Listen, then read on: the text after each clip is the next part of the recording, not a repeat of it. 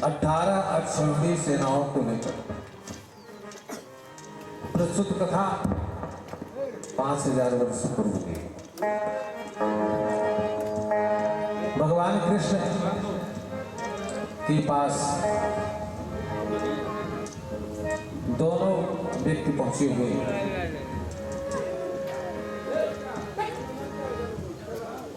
कौरवों का सेनापतित्व करने वाला महाराज दुर्योधन चक्रवर्ती सम्राट यह भगवान के सिरहाने खड़ा था और 10 नामों से विभूषित होने वाले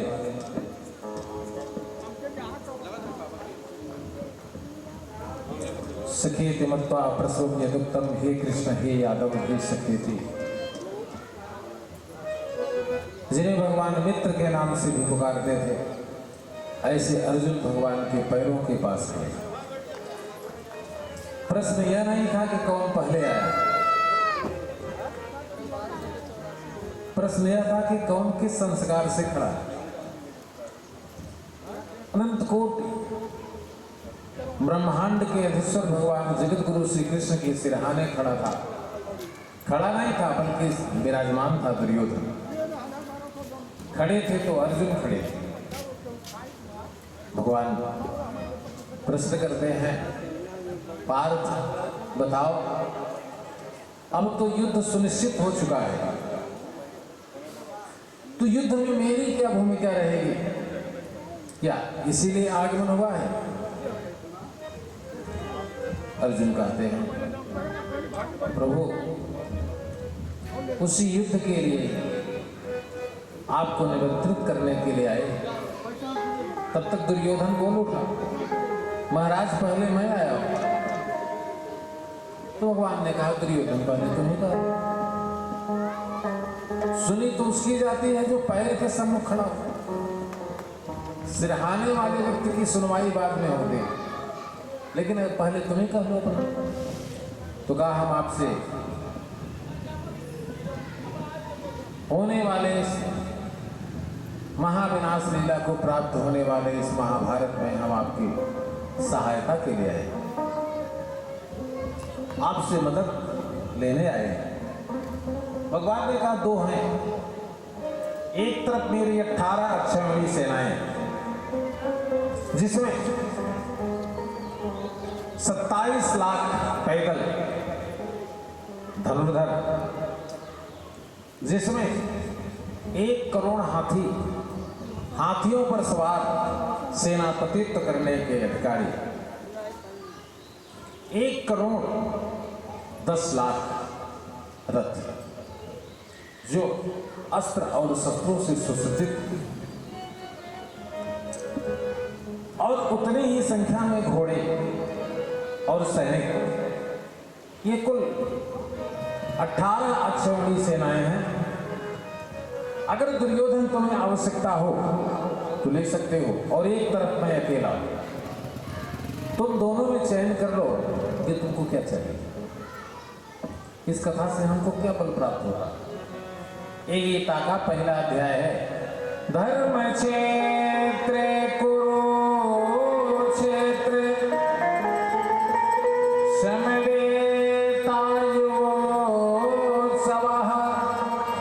मामकाः पांडवस्यैव प्रत्यक्ष किं संजयः। इस कथा से हमको यह प्राप्त कर लेना चाहिए कि संसार में आए हुए व्यक्ति को भगवान की आवश्यकता है, न कि उनके आयुधों की आवश्यकता। आयुध से संबंधित है कामना।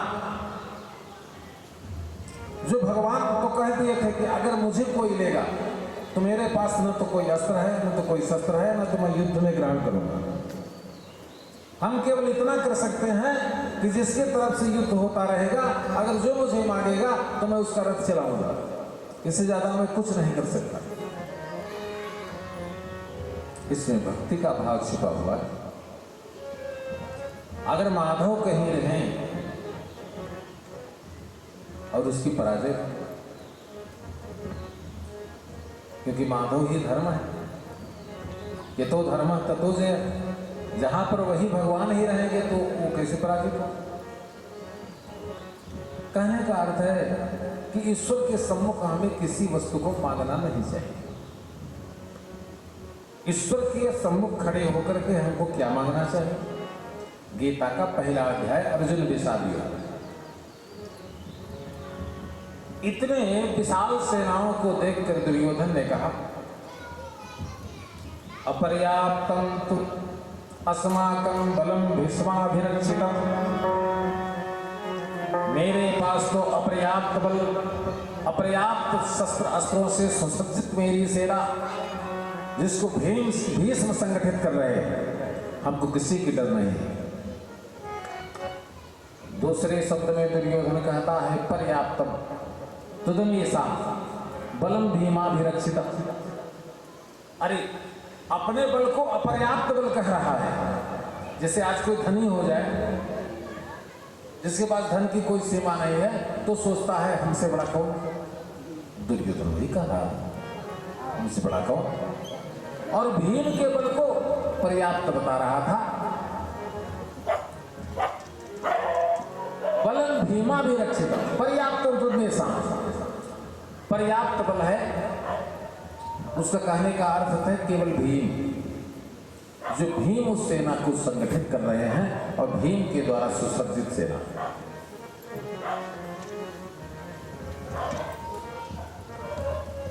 युद्ध का परिणाम तो ऐसा हुआ कि सारा भारत जानता है। लेकिन इसी युद्ध में अर्जुन को गीता शास्त्र का उपदेश कर रहे हैं। गीता शास्त्र मोक्ष संबंधी विषय है। गीता पढ़ने से व्यक्ति संन्यास प्राप्त कर सकता है। गीता पढ़ने से व्यक्ति ईश्वर की असीमित शक्तियों को जान सकता है।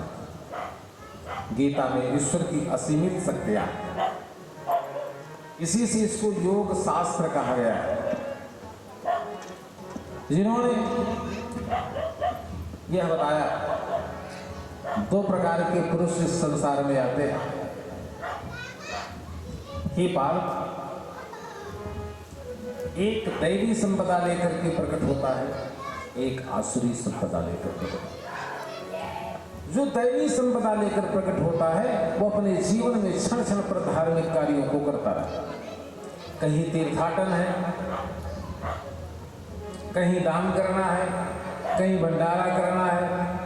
देवी पुरुष, दैवी संपदा प्राप्त पुरुष के लक्षण है। उन्होंने गीता के अध्याय 16 में दोनों व्यक्तियों का वर्णन कर रहे हैं। एक ही परिवार में दोनों जन्मे, ये भी नहीं है कि अलग अलग गांव में अलग अलग मिलेंगे, एक ही परिवार में जन्मे। बोले कैसे हैं? बोले अभयम सत्व संशोधि ज्ञान योग व्यवस्थिति दानः दमस्य यज्ञस्य स्वाध्याय तपयार्जवम्। जो दैवी संपदा प्राप्त पुरुष, उसके अंदर इतनी चीजें वर्तमान में उपस्थित रहेंगी। कितनी चीजें? अभय, किसी की डर नहीं, यहां तक कि मृत्यु की भी डर नहीं। मृत्यु आएगी तो क्या करें? मृत्यु तो सत्य है, इससे डरने का कोई विषय नहीं है। मृत्यु आएगी और यहां जो आया है उसको जाना है।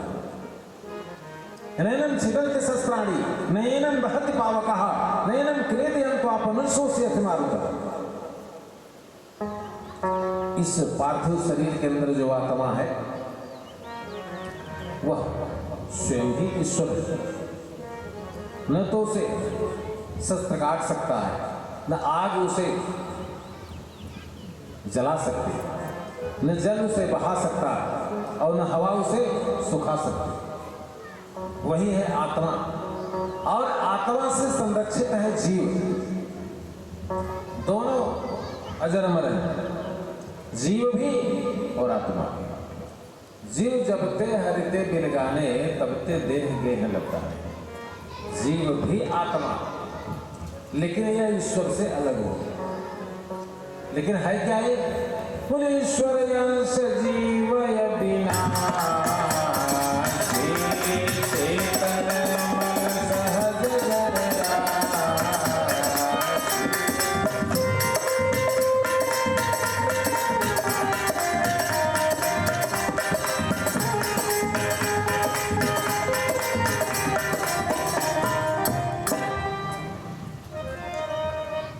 संसार में वह व्यक्ति जो दैवी संपदा प्राप्त होकर के जन्म लिया है, उसमें से आप भी। वह संसार में किसी वस्तु से, न जीवन से, न मृत्यु से, न संघर्ष से, किसी वस्तु से डरता नहीं।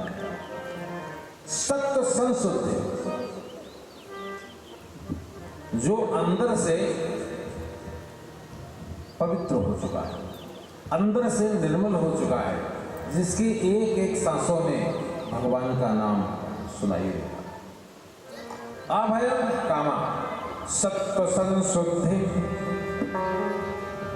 जो किसी से डरने वाला नहीं। नंबर 2, जो अंदर बाहर से पवित्र हो चुका है। कैसा पवित्र हो चुका है कि निर्मल मन जन सोई पावा,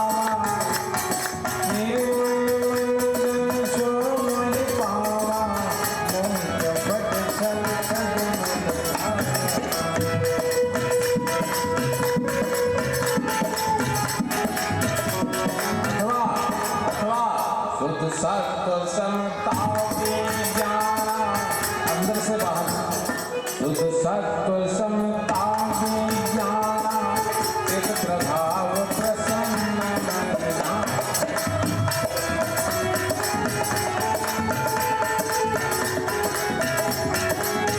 अभयम सत्व संशुद्धि ज्ञान। ज्ञान किसको कहते हैं? शास्त्रों के ज्ञान को ज्ञान नहीं कहा गया। ज्ञान के लिए उन्होंने बताया कि हे पार्थ, ज्ञानी शास्त्रों से नहीं बनता। शास्त्र को पढ़ करके व्यक्ति ज्ञानी नहीं कहा जा सकता। विद्वान कहा जा सकता, लेकिन ज्ञानी नहीं कहा जाए। शास्त्रों से एमए करके पीएचडी करके एक विषय से पीएचडी कर ले तो विद्वान कहा जाएगा, लेकिन ज्ञानी नहीं कहा जा सकता। ज्ञानी कौन है? क्षेत्र क्षेत्रज्ञ योग ज्ञान। हे अर्जुन, इस ब्रह्मांडमय शरीर के अंदर तत्वों की संख्या 24 है, और उसी में सम्यक रूप से ब्रह्म का दर्शन करने वाला और संपूर्ण ब्रह्मांड को अपने शरीर के अंदर ही देखने वाला यतच ज्ञानी मतम मम। देख रहे हैं ना, विद्वान और ज्ञानी में कितना बड़ा अंतर है। विद्वान उसे कहते हैं जो इतिहास, जो पुराण, जो वेद, जो शास्त्र का ज्ञानी है, उसे विद्वान कहते हैं। पर ज्ञानी कौन है? ज्ञानी वह है जो अपने ही शरीर के अंदर बोली सकल दृश्य निज उदर में सोवे निद्रात योगी। सकल दृश्य निज उदर में, उदर माने पेट। किसको? सूर्य को, चंद्रमा को, आकाश को, समुद्र को, नदियों को, पर्वतों को, वृक्षों को, पृथ्वी को कहाँ देखता है? बोले सकल दृश्य निज उदर में सोवे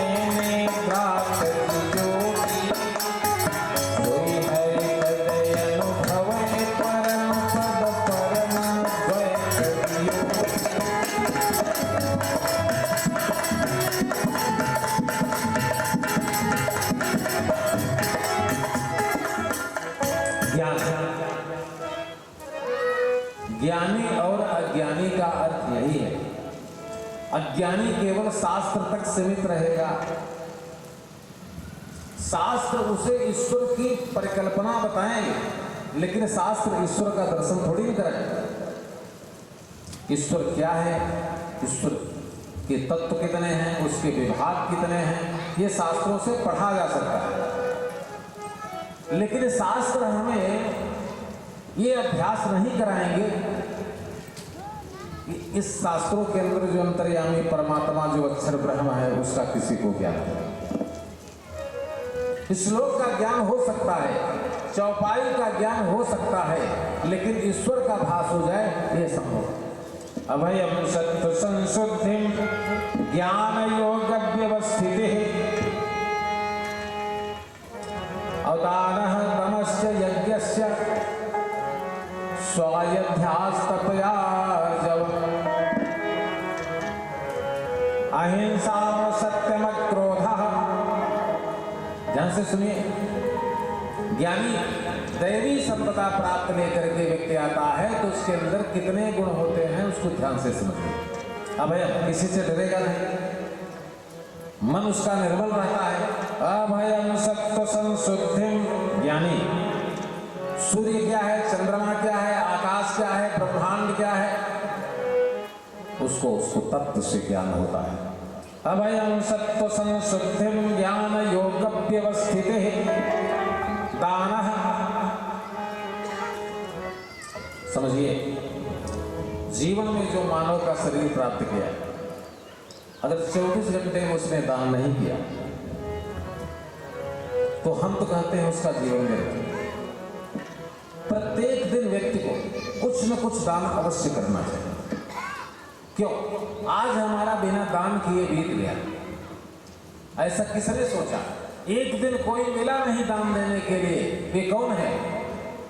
कोई न विषय विराग भवन बसत भाग चौथपन हृदय अधिक दुख लाग जन्म गयो हरि भगति बिन। एक दिन दान करने के लिए नहीं मिला था, शंभु मनुष्य का कितने उदास हो गए और उन्होंने कहा सुख बिन मन। एक जिसमें हम रहते हैं वो बिल्डिंग का सुख है, गर्मी में जिसमें एसी लगाकर सोते हैं वो एसी का सुख है, ठीक, परिवार का सुख है, भोजन बनकर मिल रहा है, ठीक है, द्रव्य का सुख है, लेकिन निज सुख क्या है? जो जीव के लिए बोले निसुख बिन मन, निसुख बिन मन होई धीरा, निज सुख बिन मन, निज सुख बिन मन होई धीरा, परत की होई बिहीन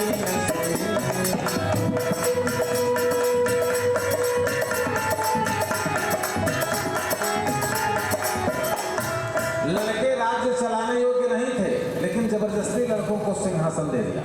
बोले बरबस से राज, बरबस माने जबरदस्ती, बोले बरबस से राज बरबस राज सुतहिन दीन्हा हरि हित आप दमन बल।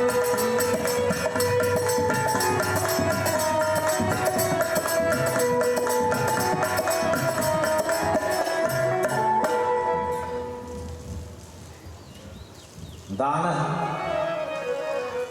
वहां जाकर के क्या कर रहे हैं? दान देने के लिए साथ में लेते गए, प्रवचन सुनते हैं, कथा सुनते हैं, चढ़ाते हैं, दान देते हैं। देख लीजिए, बोले शरीर मुनि पट परिधाना। अगर इसमें से एक भी लाइन से हम कट रहे हैं तो हम तपस्या थोड़ी कर रहे हैं। शरीर कृष्ण माने दुबले पकड़े, शरीर मुनि पट पीला वस्त्र धारण किए हैं, शरीर मुनि पट परिधाना संत स्वभाव नित्य सुनहि पुराण।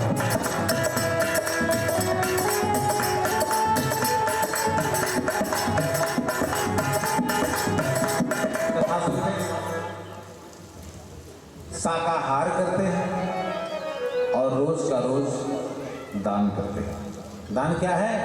बोले दान परस बुध, दान परस बुध साक्षी प्रचंडा। देखिए, अगर जो रोज दान देता है उसके ऊपर कोई गोली चला दे तो उसका अर्थ मिस हो जाए मेरे बारे में। देख लीजिए, ये हम नहीं कह रहे हैं। रच महेश निज मानस राखा पाय सो समय सेवासन।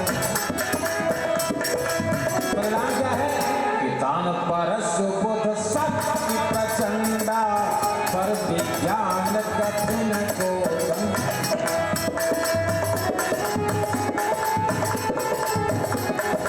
और दान कैसा हो? दान कैसा हो सुधाकर जी? आगे चल करके गीता में 18वें अध्याय में बताएंगे दान कैसा हो। कैसा हो दान? इक्ष्वाक वंश का एक राजा अपनी पत्नी के साथ सभी धर्मारण्य क्षेत्रों से होता हुआ तीर्थराज प्रयाग पहुंचा। और जब प्रयाग पहुंचा तो उस रथ के ऊपर बादल छाया कर रहे थे। तो राजा बड़ा प्रसन्न हुआ। राजा ने कहा देखिए तपस्या हमारी इतनी बड़ी है कि मेरे प्रताप से मेरे रथ के ऊपर बादल छाया करके जा रहा है, जिसे भरत जी के साथ चलते थे। तो रानी ने कहा कि ये गंभीर विषय है, बादल किसकी तपस्या से चल रहे हैं? ये संभव नहीं कि आपकी तपस्या से चल रहे हैं। रथ पर हम 3 लोग हैं, एक रथ का बाहु जो रथ चलाता है, एक मैं और एक आप। तो ये समस्या का पता तब चलेगा कि छाया बादल किसके लिए कर रहे हैं। एक एक लोग नीचे उतरे, अभी पता चल जाएगा। ये कहाँ की घटना है? ये पुनि तीरथ पति देख सुहावा, पुनि तीरथ पति देख सुहावा, पुनि तीरथ पति देख प्रयागा। सीता से कह रहे हैं जिसको देखने से निरखत कोटि जन्म भाग। राजा उतर गए, दूर चले गए, लेकिन बादल वहीं रह गए। राजा का थर्मामीटर डाउन हो गया कि नहीं डाउन? बड़ा तीर्थ किए थे, बहुत दान किए थे, हर तीर्थों में दान कर रहे थे, लेकिन थर्मामीटर खत्म हो गया कि नहीं खत्म हो गया? रानी भी उतरी, लेकिन बादल वही। सत्तमाहो रजस्तमः त्रिविधा भवति श्रद्धा, सात्विकी किम हुआ राजसी किम हुआ तामसी। इसी प्रकार से 3 प्रकार के दान भी होते हैं, सात्विक, राजस और तामस। सात्विक दान, राजस दान, तामस दान। सात्विक तपस्या, राजस तपस्या और तामस तपस्या, 3 प्रकार की व्यवस्थाएं हैं ना। अब भैया केवल बाहुत रथ पे रह गया। तो राजा ने कहा बाहु तुम जरा उतरो, और जब बाहु उतरा तो बादल उसके साथ चलने लगे। ये क्या है? जिस राजा ने कई समेत यज्ञ कराए, जिस राजा ने अनेक कूपों को बनवाया, बावड़ियों को बनवाया, अनेक ब्राह्मणों को भोजन कराया, अनेक ब्राह्मणों को दान दिया, उसके पीछे बादल नहीं चल रहे हैं, बाहु के पीछे बादल चल रहे हैं। कारण क्या है? कारण है, राजा ने कहा बाहु बताओ तूने कौन सा ऐसा कोई कर्म कर दिया कि तुम्हारे ऊपर से बादल चलने लगे? बाहु ने कहा सरकार यदि मैं बता दूं तो मुझे मृत्युदंड मिलेगा। नहीं, राजा ने कहा मृत्युदंड नहीं मिलेगा। मैं भी कुछ समझूं कि मैंने जो दान कर्म किया वो सब सही है कि गलत है। कौन सा ऐसा तुम्हारा दान है जिसके बल पर बादल चल रहे? तब तक देखते ही देखते कौन प्रकट हो गए? श्रीमन नारायण, श्रीमन नारायण, नारायण नारायण, श्रीमन नारायण, नारायण नारायण, राम नारायण, राम नारायण, नारायण नारायण, राम नारायण, नारायण नारायण,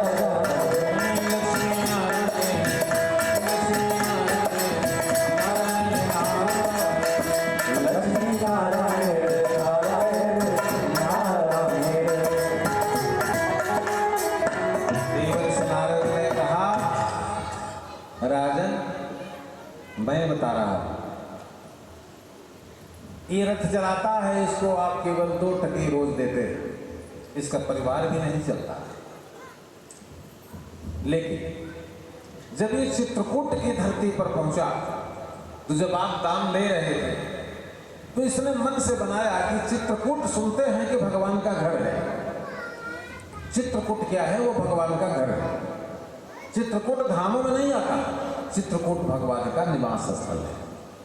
तो बाहुक ने कहा, महाराज मैंने सोचा कि सब राजा इतना दान कर रहे हैं तो मुझको भी कुछ दान कर देना चाहिए। तो मेरे पास कुछ था नहीं, जिसमें जो मैं घास काटता था घोड़ों के लिए वही मैंने एक गरीब को दान दे दिया। वो होता है ना जो बांस का बना हुआ डलिया की तरह रहता है जिसमें घास काट के रखा जाता है, उसको दे दिया। और खुरपा जिससे घास छोला जाता था, यही मैंने चित्रकूट में दान दे दिया। ये है सात्विक दान। भागवत के 9 स्कंद में महाराज नृग की कथा, जिन्होंने 1 करोड़ गायों को रोज दान देते थे। तब राजा ने विचार किया कि कहीं राजा नृग की तरह तो मेरी सारी संपत्ति नहीं थी जिसको मैंने दान दे दिया, जिसको मैंने कभी मीमांसा करके नहीं देखा कि ये संपत्ति कैसी है। मतलब अपने परिश्रम से कमाई हुई संपत्ति को अगर आप दान दे रहे हैं तो उसका रिजल्ट आपको मिलेगा। यदि आपके परिश्रम के परे है तो परिश्रम के परे रिजल्ट मिलेगा। इसको ध्यान से सुनिए। ये नहीं कि हम धर्म तो बहुत कर रहे हैं, लेकिन धर्म करने में जितना धन लग रहा है वो सब ये धर्म का निकाय ही हुआ कि नहीं हुआ। लेकिन 1 करोड़ गायों को रोज दान दिया करते थे और सभी को स्वर्ण, उनकी सींगों में स्वर्ण बढ़ा कर देते थे। लेकिन एक दिन अप्रतिग्रही ब्राह्मण से भेंट हो गई जो दान नहीं देता था। अप्रतिग्रही ब्राह्मण है जो दान नहीं देता था। उस परिग्रही ब्राह्मण की गाय चलने के लिए छोटी थी और राजा के सैनिकों ने उसे दान देने वाली गायों के झुंड में हाँक ले गए और उसको गाय दान दे दी। जो ब्राह्मण गाय दान लेकर लौटा था, जब इस प्रतिग्रही ब्राह्मण ने कहा ये गाय तो हमारी है, हमने गाय तो बेचा नहीं, तुम्हारे राजा ने कैसे तुमको दान दे दिया? दान लेने वाले ब्राह्मण की सारी तपस्या जलकर भस्म हो जाती है। इसको ध्यान से सुनिए। सारी तपस्या जलकर भस्म। उस दान लेने वाले ब्राह्मण ने कहा कि नहीं, यह दान तो मुझको राजा ने दिया है। अप्रतिग्रही ब्राह्मण ने कहा गाय या तो बांध दो और या तो राजा के पास चलो, क्योंकि मैंने गाय तो बेची नहीं। अब हम सत्य संशोधन ज्ञान योग दान स्वाध्याय आर्जव, किसी से न डरने वाला यह ब्राह्मण है जो जिसको दैव सुर संपत्ति विभाग योग, जो दैवी संपदा प्राप्त होकर के जन्म लिया है, तो किसी से क्यों डरेगा? राजा से क्यों डरेगा? राजा कुछ तो थोड़ी कर लेगा। पहुंच गए दोनों राजा के पास। उस प्रतिग्रही ब्राह्मण ने कहा महाराज ने, आप छत्रपति राजा हैं, आप उत्तर दीजिए, मैंने गाय नहीं बेची थी, मेरी गाय आपने कैसे दान दी? महाराज ने कहा भाई सेनापति जी सरकार, ये गाय निकालो अपना, तुम रजिस्टर निकालो, ये गाय खरीदी गई थी कि नहीं खरीदी गई थी? नहीं सरकार, गलती से गाय चली आई थी। तो नृग ने कहा हे प्रतिग्रही ब्राह्मण, हे दान न देने वाले ब्राह्मण, हम तुम्हें दंडवत प्रणाम करते हैं। इस गाय के बदले आप 1 करोड़ गाय ले जाइए। उस ब्राह्मण ने कहा नहीं, मुझे दान की वस्तु नहीं चाहिए, मुझे चाहिए तो अपनी गाय चाहिए। तब महाराज ने उस लालची ब्राह्मण से हाथ जोड़ा जो गाय दान में ले चुका था। उससे कहा आप इन ब्राह्मण की गाय दे दीजिए, इसके बदले आपको 1 करोड़ गाय देगा। नहीं, उसने कहा आप रहिए चाहे जाइए, ये है दान लेने वाले ब्राह्मणों के कर्म देखिए। जो ब्राह्मण दान देता है उसकी मति गति सब खत्म हो जाती है, वह जलकर लकड़ी के सफेद भस्म की तरह भस्म होकर के जल राख हो जाता है। उस ब्राह्मण जब नहीं तैयार हुआ तो सप्रतिग्रही ब्राह्मण ने कहा अगर मैं चाहूं तो श्राप देकर के पूरे लेख के पूरे प्रजा सहित सबको जलाकर भस्म कर सकने की क्षमता। उस सप्रतिग्रही ब्राह्मण ने कहा अब देख लीजिए, दान न लेने वाले ब्राह्मण का जो पावर है उसको देखिए, उसकी तपस्या देखिए। उसने कहा मैं चाहूं तो आपके संपूर्ण राज्य को और प्रजा सहित जला करके भस्म कर सकने की क्षमता रखता हूं, लेकिन मैं एक गाय के लिए ऐसा नहीं करूंगा। राजा, इसका निर्णय स्वयं ईश्वर करेगा। मैं जा रहा हूं, यह मत समझिएगा इसका निर्णय नहीं होगा, इसका निर्णय होगा, क्योंकि राजा जो पाप करता है, उसके कर्मचारी जो पाप करते हैं, उसके अधिकारी जो पाप करते हैं, वो सारे पाप का भागी कौन होता है? राजा होता है। यह प्रतिक्रिया ब्राह्मण ने कहा राजा तुम जो करते हो वो तो तुम्हारा है ही, लेकिन तुम्हारे अधिकारी कर्मचारी जब भी जो अगर अन्याय करते हैं, किसी को दंड देते हैं, उसका सारा पाप तुमको भोगना पड़ता है। इसीलिए कहते हैं ना, राजा मरता है तो नरक में जाता है। तब से राज्य, ये समझिए, पूर्व की तपस्या से कोई आज राजा बना है, लेकिन राजा बनने के बाद वह 88 नरकों में गिरा जाएगा। ये मत समझिएगा कि राजा बनने के बाद उसका मोक्ष हो जाएगा। जो आज राजा है वह कल को नरक में जाएगा। क्यों? कि बिना अपराध अधिकारी जिस प्रजा को दंडित कर रहे हैं उसका पाप राजा को मिलता है, अधिकारी को नहीं मिलेगा, क्योंकि अधिकारी तो उसके निमित्त काम कर रहा है। अधिकारी ने कह दिया इतने लोग चाहिए मुलजिम, राजा ने कह दिया इतने मुलजिम चाहिए, अधिकारी ने पकड़ के बंद कर दिया। उसमें 2-4 बेकसूर भी थे, वो सब जेल चले गए। उसका रिजल्ट कौन भोगेगा? देख लीजिए, हम नहीं कहते जास राज्य प्रिय प्रजा दुखारी, जास राज्य प्रिय, जास राज्य प्रिय प्रजा दुखारी, सो निपय वश नरक अधिकार। अब ये कौन सा है? ऐसा तो नहीं हो सकता कि पूरे जनपद गोरखपुर को ही राजा प्रसन्न कर ले, एक भी उसके जो है वो विरोध करने वाले ना हो, ऐसा तो नहीं हो सकता। लेकिन बाबा जी ने लिखा अगर कोई परिजन और प्रजा अगर कोई दुखी है तो राजा अवश्य ही नरक में चला जाए। तो हाथ उठवाइए, 100 में 50 उठेंगे राजा की तरफ, 50 राजा के विरोध। उठेगा कि नहीं उठेगा? इसीलिए कहा कि राजा को नरक होगा। इसलिए चाणक्य चंद्रगुप्त को राजा को बना दिया था, लेकिन कभी तक्षशिला छोड़ करके चंद्रगुप्त के दरबार में नहीं रुका नहीं करते थे, तो तक्षशिला में रहते। गंगा के किनारे आश्रम बनाए थे, लेकिन वहां नहीं रहते। तो कहने का जब हम दान देने लगे तो हमको ये समझ लेना चाहिए कि दान हम दिखावे के लिए न करें। एक, अगर दान दे दिए हैं तो किसी को कहें ना। 2, नंबर 3, जो वस्तु दान दे रहे हैं वो है कैसी, इस पर गंभीरता से विचार कर लीजिए। कहीं आप दान दे रहे हैं और कहीं वो जिसका पैसा था रिजल्ट उसको मिल रहा है, तो फिर आपको क्या मतलब है? इसलिए भाई हम सत्य सत्यम ज्ञान योग व्यवस्थित दान तमस, दान पुण्य का भी दान होता है। ये मत समझिए केवल धन का ही दान होता है, अपने पुण्य का भी दान होता है। पुण्य का दान कैसे होता है? श्रीधर जी, अयोध्या के एक राजा थे महाराज चंपू। ये किसके लड़के हैं जानते हैं? महाराज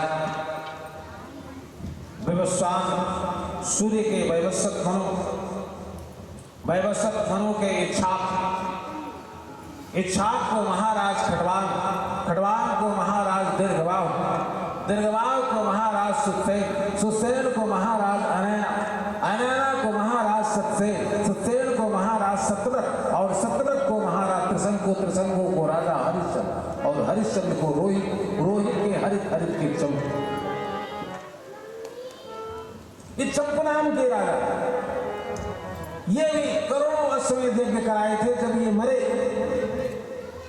तो एक इनसे गलती जीवन में हुई थी। किसी दिन पीने वाले घाट पर एक सुरभि नाम की गाय पानी पी रही थी और राजा वहीं पानी पीने के लिए जा रहे थे और गाय को डांट दिया।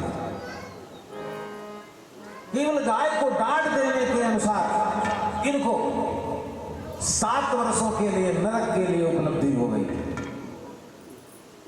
चित्रगुप्त ने कहा महाराज करोड़ों वर्ष आपका स्वर्ग है, लेकिन 7 वर्ष आपके लिए नरक। राजा ने कहा मैंने क्या किया था?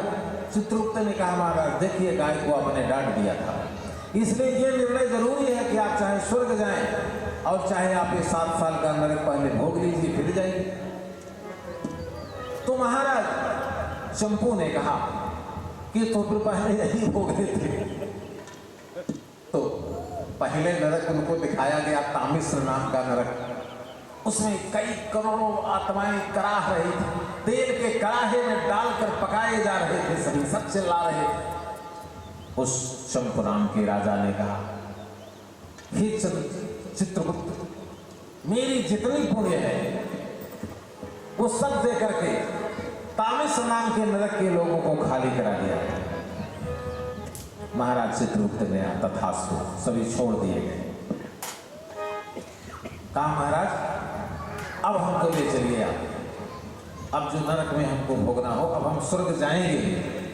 चित्रगुप्त ने कहा राजन अब तुम्हारा पुण्य उतना नहीं है, अब तुम्हारा पुण्य कई करोड़ गुना बढ़ गया और इस पुण्य के दान देने से तुम्हारा वह पाप भी समाप्त हो गया जो तुमने गाय को डांटा। मतलब समझ रहे हैं यशवंत जी, जो तीर्थ करके आए, जो दान किए, जो यज्ञ किए, अगर उस पुण्य को किसी को दे दीजिए ना तो देखिए आपका पुण्य 1 करोड़ गुना बढ़ जाता। महाराज चित्रगुप्त ने कहा अब आप नरक भोगने के अधिकारी नहीं। क्यों? जिसने परमार्थ में अपना पुण्य भी दान दे दिया, क्या कर दिया? बोले परहित सारी से धर्म नहीं भाई, पर तेरा सब नहीं अधमा।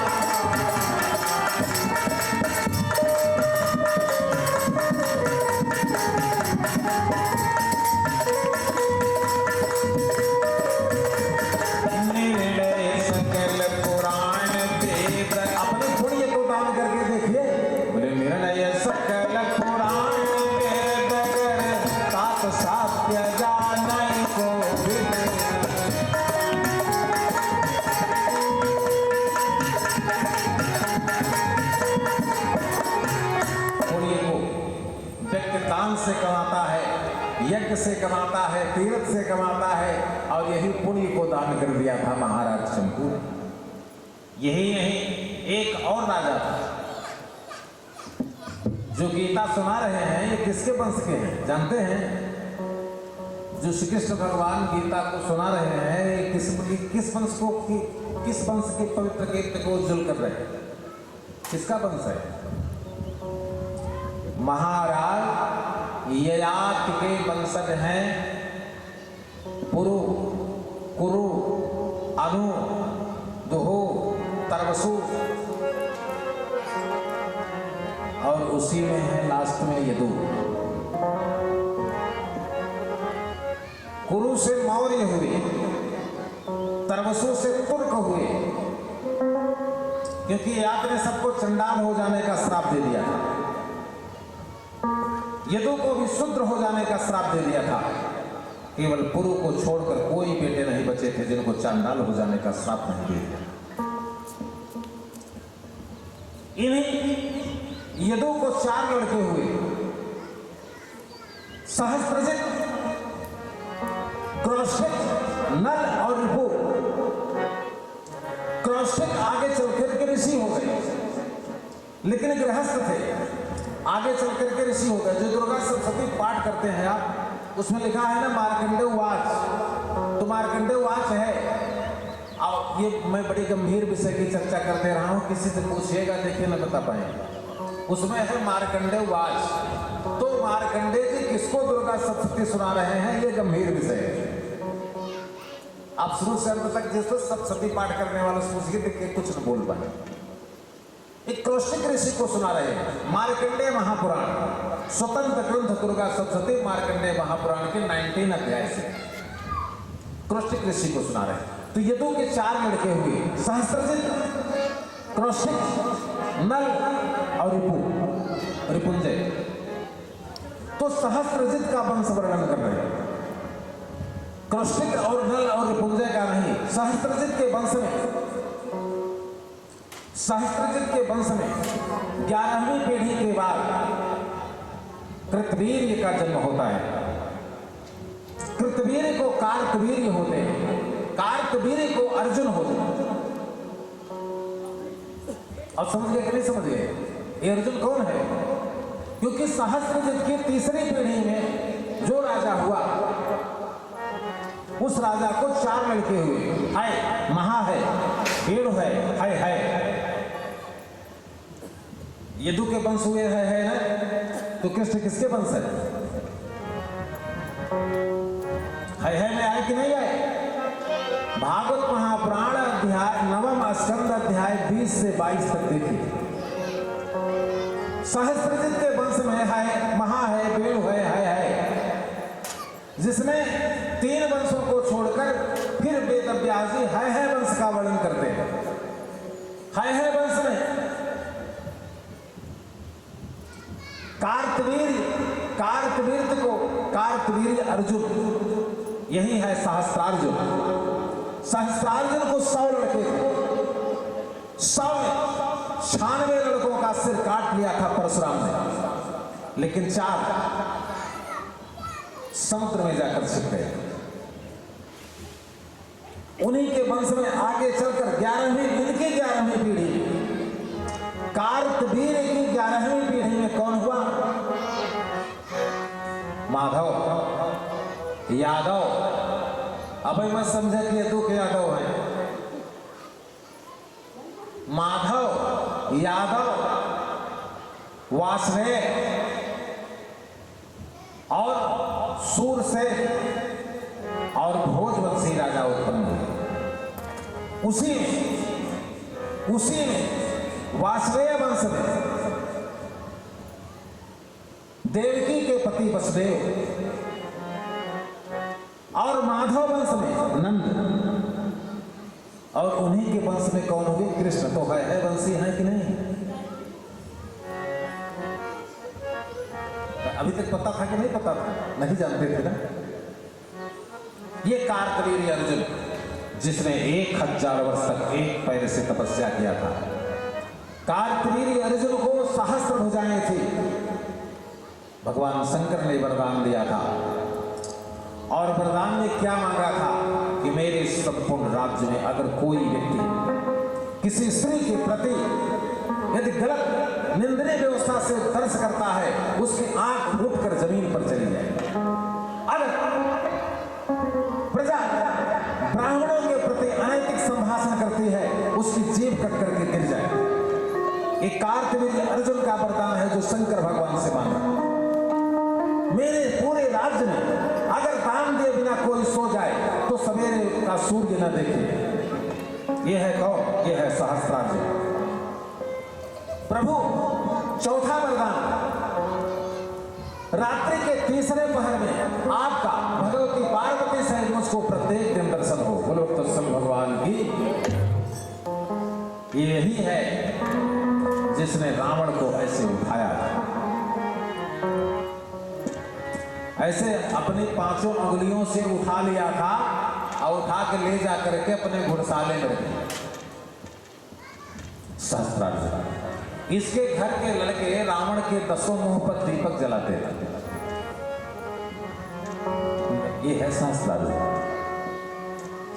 इसके 1000 भुजाओं में शंकर भगवान के कवच बने थे। परशुराम अंततः सहस्त्रार्जुन से युद्ध करते करते 10,000 वर्ष तक भयंकर युद्ध किया, लेकिन सहस्त्रार्जुन की एक भी भुजा नहीं काट पा रहे। परशुराम भगवान शंकर के पास गए, कहा महाराज मेरी प्रतिज्ञा नष्ट होने वाली। शंकर भगवान ने कहा सहस्त्रार्जुन मेरा भक्त है।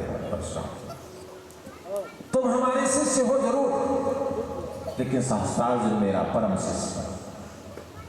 तुम शिष्य हो, सहस्त्रार्जुन हमारा परम शिष्य।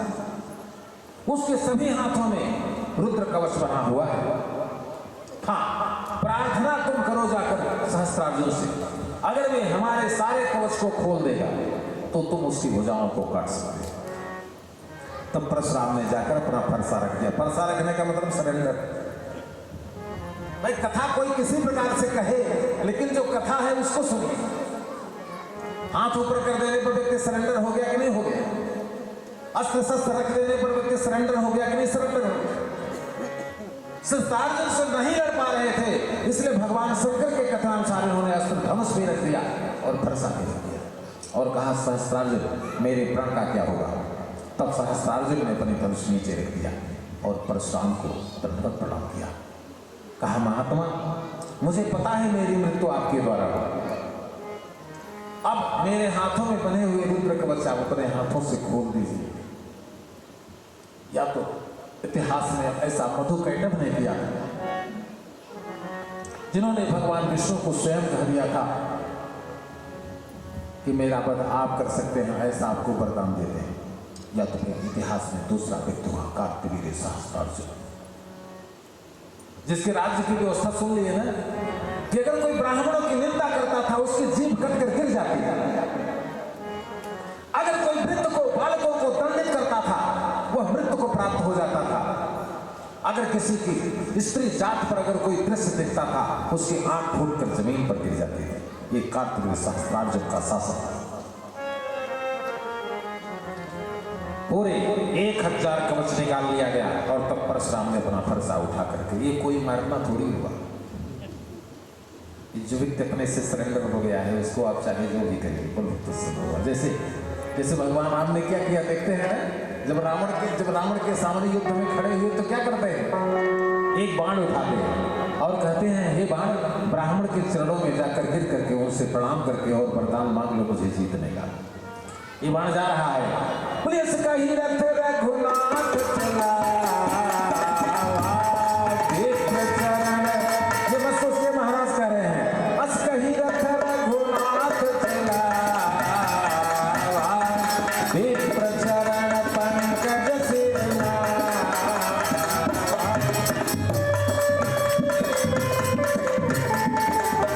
बजरंगी सुन रहे हैं ना? उसी वंश में वासुदेव, यादव, माधव, भोजवंश, सेन वंशी, यही है पूरे ये परिवार। इन्हीं में पूरा लंबा महाभारत हुआ। यादव को भी 5 लड़के हुए, उनके गोत्र अलग अलग है ना? माधवे हैं भगवान, कौन है? भगवान नंद के घर जन्मे हैं, पवित्र माधव वंश है। इसलिए भगवान ब्रह्म वैवर्त पुराण में क्या कहते हैं वेदव्यास? अच्युतम केशवम विष्णु हरिं सत्यम जनार्दनम हंसम नारायणं चैव ओतानामष्टकम शुभम। ये माधव वंश है। विष्णु नारायणं कृष्णम माधवम मधुसूदनम और हरिम नरहरिम रामम। देख लीजिए ब्रह्म वैवर्त महापुराण में कृष्ण और राम की अपरिमेयता, यानी राम और कृष्ण में अंश मात्र का अंतर नहीं है, जो राम है वही कृष्ण। अच्युतम केशवम विष्णु हरिं सत्यम जनार्दनम हरिं नरहरिं रामम गोविंदम दधिवामनम। गोविंद भगवान, माधव भगवान, यही राम है।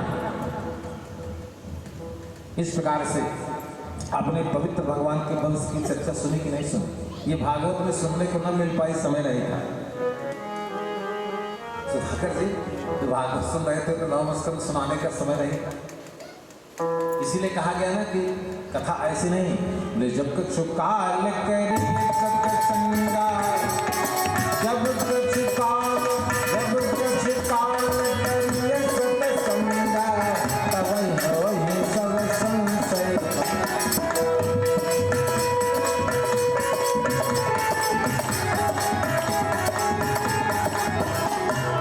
सकेते मत्वा प्रसभं यगोत्तम, हे कृष्ण हे यादव हे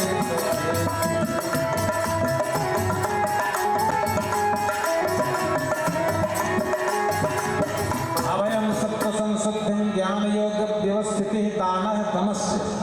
तम क्या है? दम विवेक बल, दम विवेक बल प्रणीत घोरी, दम विवेक बल, दम विवेक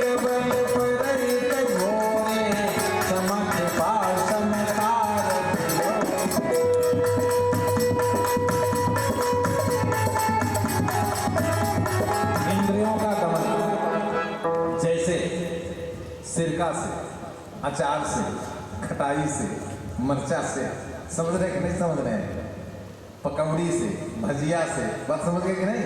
बोले इंद्रियों का दमन, बात समझ गए कि नहीं समझ गए? बोले इंद्रिय क्या है? रसना भी एक इंद्रिय है, नेत्र भी एक इंद्रिय है।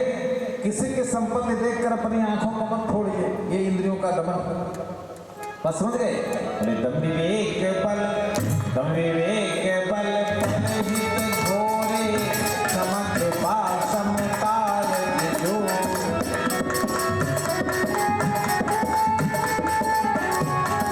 ईश भजन सारथी सुजाना, ईश भजन सारथी सुजाना, विरति चरम संतोष कृपाणा।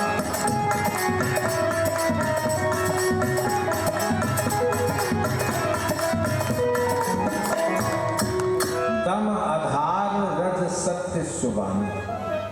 ईश्वर को प्राप्त करने के लिए इंद्रियों का दमन करना जरूरी है, नहीं तो हम केवल भगवान का नाम लेते रहे बस उसी में बढ़िया है। तपस्या से अच्छी चीज है क्या? भगवान का नाम लेते रहिए।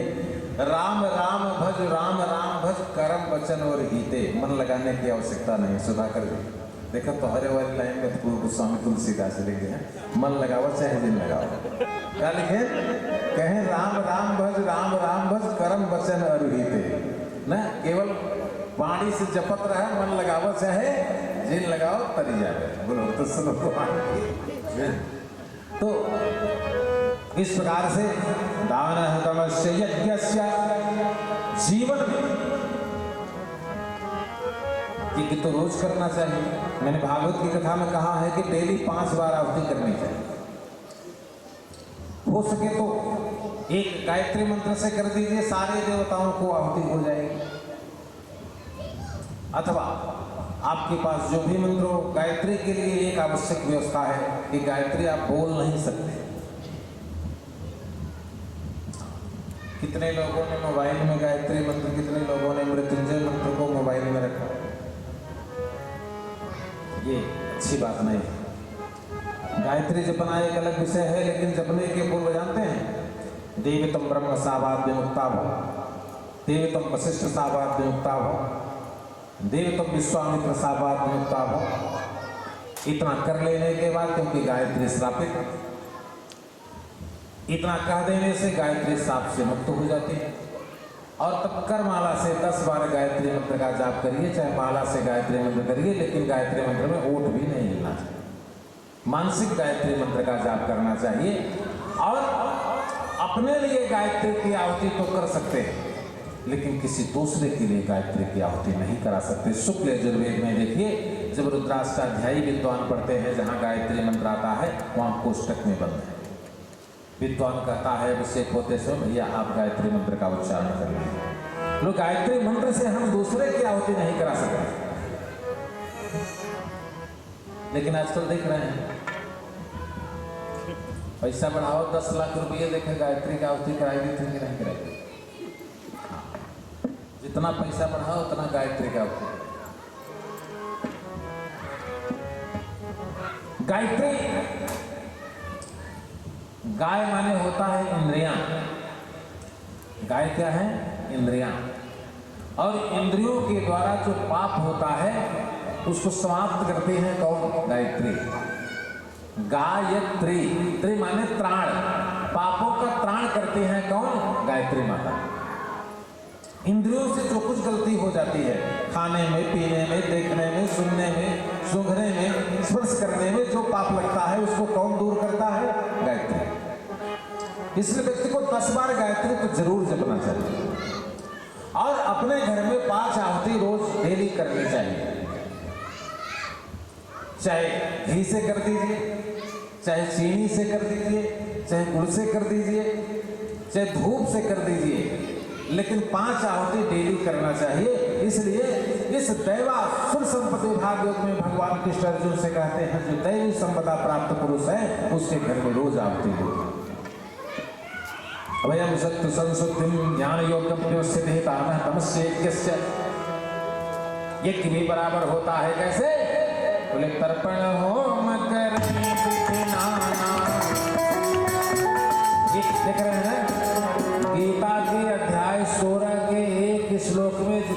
शब्द आ रहे हैं, सब शब्द रामचरितमानस में है। देख रहे हैं कि नहीं देख रहे हैं?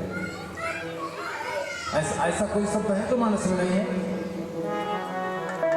यहां पर देख लीजिए, यज्ञ की बात आई, ज्ञान की बात आई, दम की बात आई, संयम की बात आई, सब कुछ मानस में है। यहां पर आया यज्ञ। तो गोस्वामी तुलसीदास जी लिखते हैं क्या कि तर्पण होम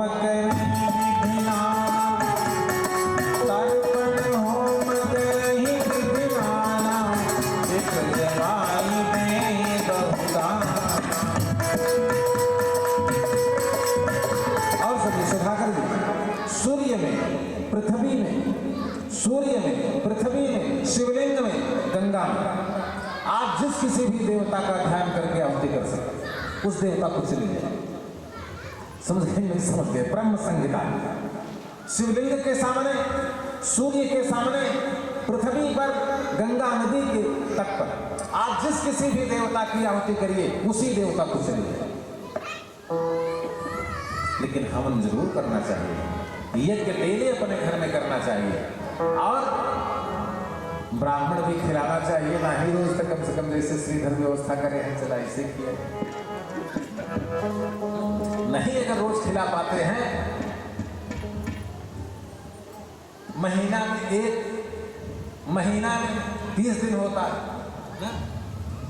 एक महीना में 10 ब्राह्मण नहीं खिला सकते हैं, तो 3 महीना में जोड़ के 10-15 ब्राह्मण खिला के पूरा बरोबर।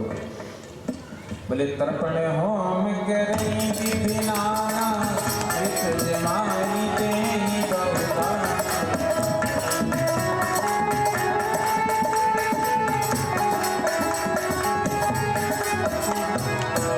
लोगों ने कहा महाराज अब पुण्यतिथि हो रही है, पिताजी कहते क्या पिताजी कुल देख रहे हैं? बिल्कुल देख रहे हैं पिताजी।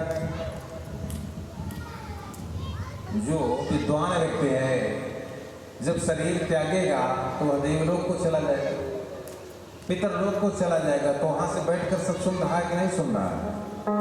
तो उस व्यक्ति ने कहा महाराज इसका प्रमाण क्या है? हमने कहा प्रमाण आपको बताऊं तो आपको अच्छा न लगेगा।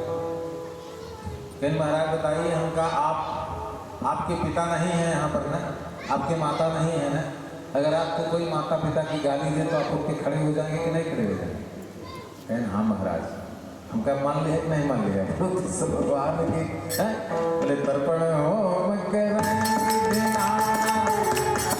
तर्पण होम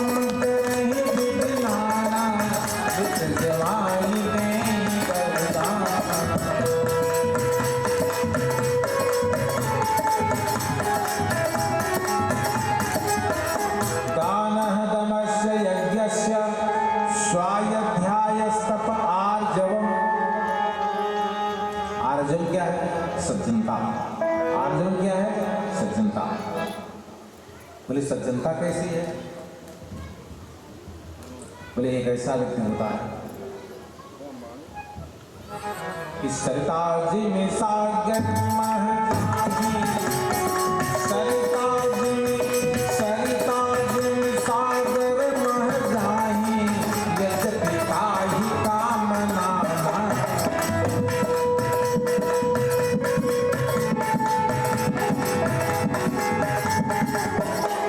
ये तो चौपाई है, एक नहीं है। बोले सरिता सब सागर मह जाहि ताहि कामना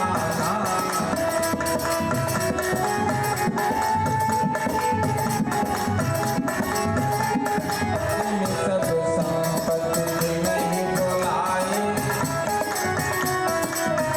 सब संपत्ति नहीं बुलाए, धर्मशील पर धर्मशील व्यक्ति के पास अपने आप चले जाए। जिस प्रकार से नदियां सभी समुद्र में जाती हैं, उसी प्रकार से सभी संपत्तियां धर्मशील के घर अपने आप चले जाए। इसलिए व्यक्ति को धर्मशील होना चाहिए। अहिंसा 11वां नंबर है अहिंसा। अहिंसा का अर्थ होता है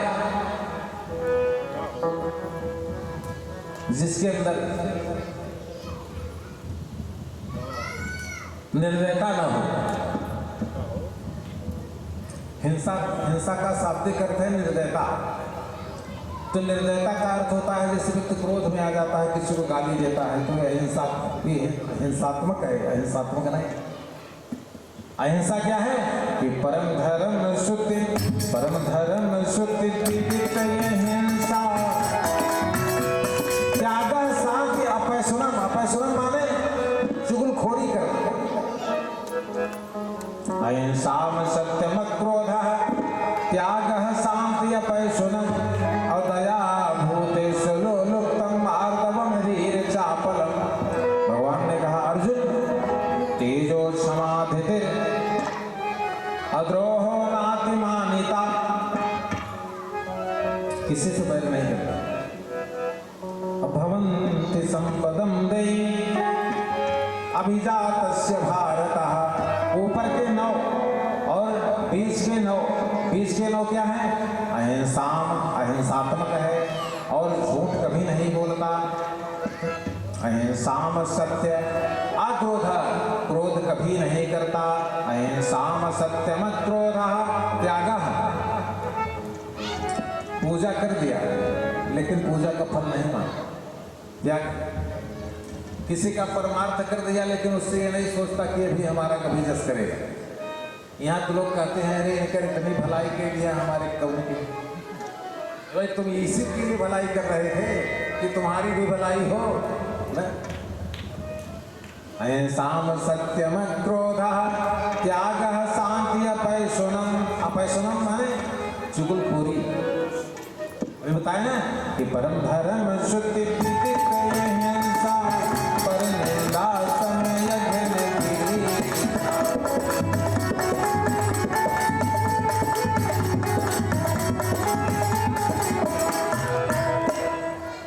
अद्रोहो नातिमानिता। किसी से संसार में संतुष्ट सत्तम योगी यथातमादृण्यस्य मयि अर्पित मनोबुद्धिर्यतमभक्त समय प्रिय। अदेष्टा सर्वभूतान, संसार के किसी प्राणियों में बैर भाव नहीं रखता। देख रहे हैं दैवी संपत्ति भाग योग का 3रा नंबर श्लोक क्या है? तेजो क्षमा धृतिर, धृति माने दृढ़ता, संतुष्ट सत्तम योगी यथातमादृण्यस्य मयि मनोबुद्धिर्यतमभक्त समय प्रिय। कुछ नहीं है तो पत्रम पुष्पम फलम तोयम। भगवान कहते हैं कुछ नहीं है तो पत्ता है कि नहीं है? पत्ता भी नहीं मिला, फूल मिला कि नहीं मिला? पत्ता फूल नहीं है, जल है कि नहीं है? कहा जल से ही हमारा काम चला लो, हमको 56 प्रकार का भोग नहीं चाहिए। पत्रम पुष्पम फलम तोयम यो मे भक्त्या प्रेक्षति। लेकिन भक्ति से जो प्रदान करता है उसको मैं ग्रहण करता हूँ और उसको विजय होने का आशीर्वाद देता हूँ। अब बताइए पत्ता से भगवान प्रसन्न हो? पत्ता से भगवान प्रसन्न होते? किसके ऊपर पत्ता से प्रसन्न हुए? शिव महापुराण में कोट रुद्र संहिता में एक कथा है। एक पहेलिया हिरण मारने के लिए आज 3 दिन से उसके घर में कुछ था नहीं। एक जंगल में बेल के वृक्ष पर बैठा था और धनुष तान करके बैठा था, बाण चढ़ाया था और नीचे शिवलिंग था। उसको नहीं पता था कि नीचे शिवलिंग है। जब एक हिरण आता और जब उसके ऊपर धनुष तानता तो हिरण कहता बस पहेलिए रुक जाओ, बस मैं अपने बच्चे को कह आता हूँ और फिर इसके बाद तुम्हारे पास। नहीं, जब बड़ी शपथ खाने पर हिरण को छोड़ दिया, हरिणी को छोड़ दिया और जब छोड़ता था तो बाण उतारते समय एक बेलपत्र टूटता था और वो शिवलिंग पर चला जाता था। भगवान की जय। और इस प्रकार से रात्रि के 3रे पहर में उसने हिरण के बच्चे को भी छोड़ दिया। 3रा बेलपत्र आकर के गिरा और शंकर भगवान प्रकट हो गए। ये है पत्रम। और पुष्प कौन है? पत्र प्राप्त करके प्रकट हो गए। ओम नमः शिवाय। कितने बेलपत्र? पत्नी के लिए गिन लीजिए, सोमवार के दिन गिन लीजिए कितने परिवार हैं। कथा बताए रहे अपन परिवार गिने हैं कि नहीं गिने। इनके लिए, इनके लिए, इनके लिए, इनके लिए जितना परिवार का सब बेलपत्र, अब सब थोड़े से ही शंकर जी चढ़ाओ, तो पूरा परिवार थोड़ी ना जाएगा। जो जा रहा है दर्शन करने, जो जल चढ़ाने जा रहा है, उसका कर्तव्य है जो पूरे परिवार के लिए बेलपत्र चढ़ाए। मंत्र राज्य नित्य जपई तुम्हारा, मंत्र राज्य नित्य जपई तुम्हारा, पूजई तुम्हि सहित परिवार। ओम नमः शिवाय। नाती के भयवती के करवा, नाती के सुधाकर, नाती के करवा भयवती, जसवंत जाने गए। नाती के भयवती हो जाता, बेटवा के भयवती नहीं हो। सबसे पहले के चढ़े ओम नमः शिवाय, नाती के नातिन के, नाती के फिर जो नातिन हो होती उसके लिए एक कोई 3-4 जितने हो सब बेलपत्र ले लीजिए। पत्नी के लिए, भाइयों की पत्नी के लिए, जो भी हो घर में, भाइयों के लिए, चाचा के लिए, बात समझ रहे कि नहीं समझ रहे, इस सब के लिए बेलपत्र एकत्रित करके कितने होंगे, 20-25 होंगे ना, कितना समय लगेगा? 5 मिनट तो नहीं लगा। 21 चौपाई का अर्थ है, बोले मंत्र राज्य नित्य जपई तुम्हारा, मंत्र राज्य नित्य जपई तुम्हारा, पूजई तुम्हि सहित परिवार।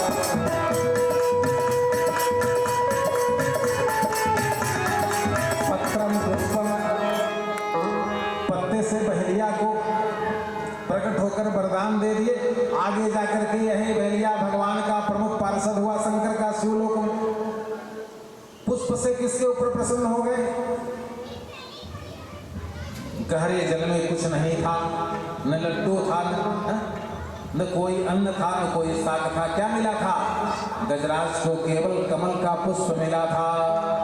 नमः शांताय घोराय, गजेंद्र ने कहा मूढ़ाय गुणधर्मिणे निर्विशेषाय साम्याय, बोला नमो ज्ञान घनाय च।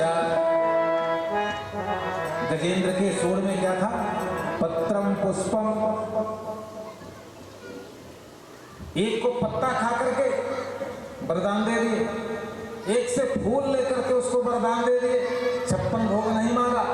अब एक को जूठी बेर खा करके सब कुछ दे दिया। किसको? कहीं विधि स्तुति करम तुम्हारी, कहीं विधि स्तुति करम तुम्हारी, अधम जाति में जगमति भारी।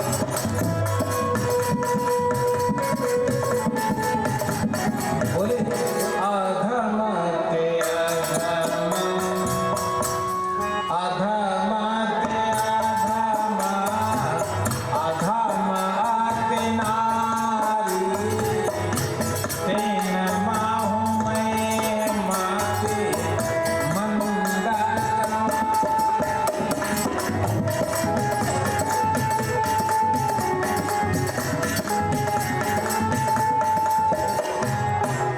ऐसे फल ले लेते थे, ऐसे काट लेते थे। अच्छा बताओ तो है, ऐसे क्यों काट के देख हमें? अच्छा ठीक है, चल महतारी बापू को जोट खाए देवे, भाई बहनी को जोट खाए देवे, अगर क्यों गाँव में देखा दे और ये रहा। जिसके यहाँ गए हैं वो कौन थी? मुसहिन थी। बताइए कब हम तत्वीन करती थी कि नहीं करती थी? बोले अधम ते अधम, भगवान का प्रेम देखिए। बोले अधम ते अधम यधम यति नारी, तेनमो मैं मति मंद गवा।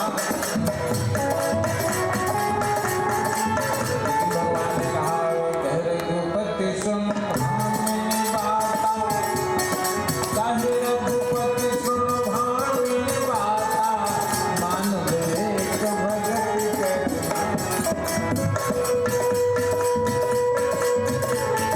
प्रेम सहित प्रभु खाए, बारंबार बखान। भगवान जूठे बेर को खा रहे हैं, जूठे फल को खा रहे हैं। पत्रम पुष्पम फलम तोय, बोले ये में भक्ता केवल भाव क्या हो? भगवान ने क्या कहा कि कह रघुपति सुन भामिनी बाता, मान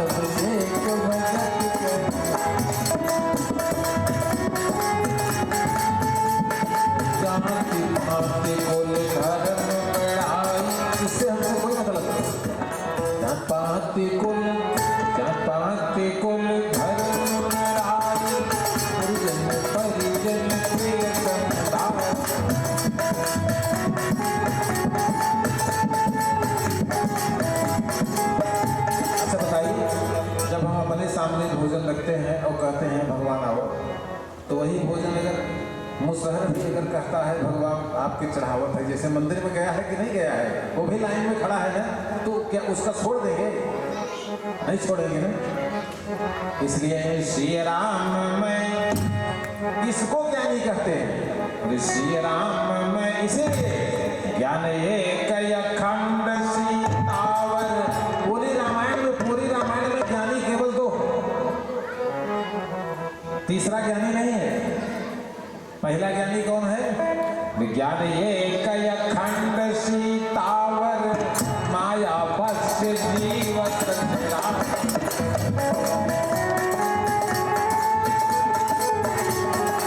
और दूसरा ज्ञानी कौन है? धनुष के महोत्सव में 40,000 राजा आए थे, उसी के बीच में 2 राजा एक ही साथ आए सुधाकर। कौन कौन? रावण और बाणासुर। तो जब धनुष के पास रावण गया तो सब धनुष जो था सब हिला के थक चुके थे, हिले नहीं, सब बैठे थे अपना मुंह मार के। रावण आया, लोग डर गए कि रावण आया है, ये तो तोड़ दे। जो कैलाश से लाया है, कैलाश से लाया है तो ये तो तोड़ सकता है। जब रावण धनुष के पास गया तो धनुष पर ब्रह्म भाषा में लिखा था। किस भाषा में? जो भाषा कपाल में लिखी जाती है। ये हिंदी संस्कृत नहीं लिखा था, देववाणी नहीं लिखी गई थी। कपाल में जिस भाषा का प्रयोग किया था, नर के कर आपन बध बांसी। जब कपाल काटता था सिर, तो जब चलता था कुंड में, तो कपाल पर जो लिखा रहता था रावण उसको पढ़ लेता था। तो धनुष पर लिखा था, इस धनुष को जो तोड़ेगा,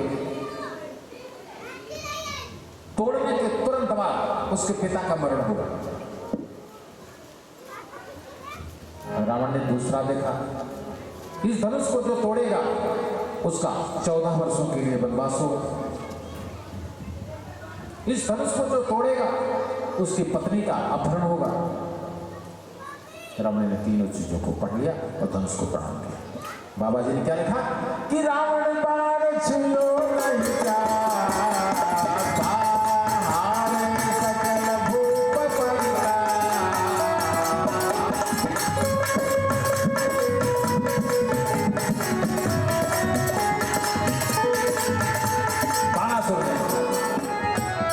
ने कहा महामहिम, ये देखना जरूरी है कि आप चल तो रहे हैं, लेकिन जो आपने चर्चा की, ये यहाँ बैठे हुए 40,000 लोगों में किसी के अंदर है कोई धनुष तोड़ भी सकता है? तो रावण ने कहा हाँ, ये जरूरी देखना है किसके कपाल में ये लिखा है। ये देख ले कि किसके कपाल में ये लिखा है कि कौन धनुष तोड़ेगा। अब रावण, अब भाई किसकी हिम्मत है? जब जहां जहां रावण जाता था सब खड़े हो जाते थे, तब कांपते थे, हाथ जोड़ते थे। तो सभी राजाओं के मस्तक पर देखा, किसी पर नहीं देखा। लेकिन जब कौशिक के पास पहुंचे, जब उन दोनों अद्भुत राजकुमारों को देखा, बड़े के कपाल में लिखा था धनुषभंग, पिता मरण, 14 वर्ष का वनवास और पत्नी का हरण। रावण ने कहा तुम्हारा नाम राम है। राम भी खड़े हो गए। ये मत सोचिएगा कि राम बैठे थे, जिसके पास रावण गया वो सब खड़े हुए। रावण ने कहा हे राम तुम्हारे मस्तक पर, हे राम तुम्हारे मस्तक पर है पिता मरण वनवास लिखा है, पिता मरण वनवास। और हे राम तुम्हारे मस्तक पर रावण का सत्यानाश।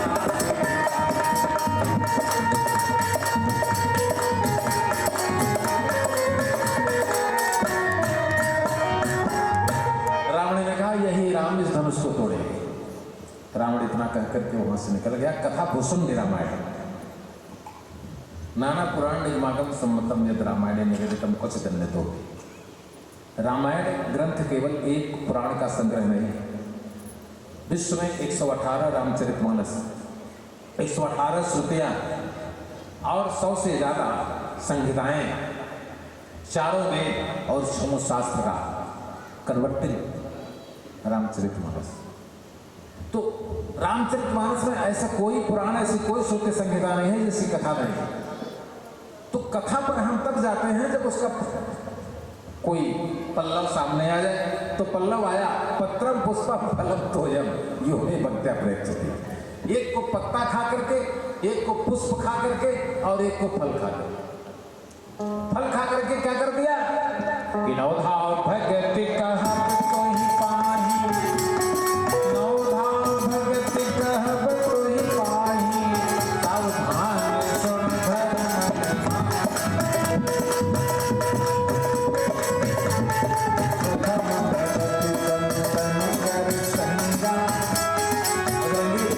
प्रथम जो करवा रहे हैं श्रीधराचार्य जी, प्रथम भगति संतन कर संगा, प्रथम भगति संतन कर संगा, दूसरे रति मन कथन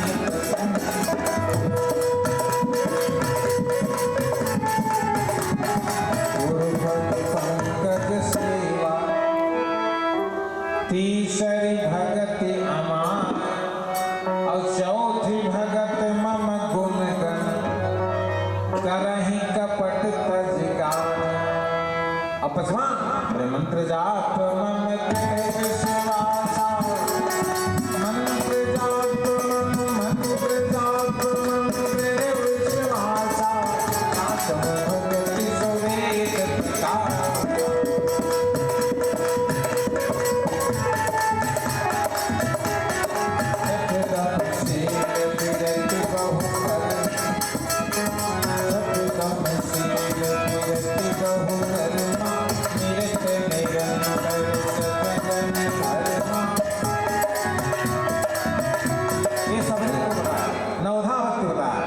सातों महिमय, सातों महिमय सब जग देखा, मुझसे अधिक संत कर है।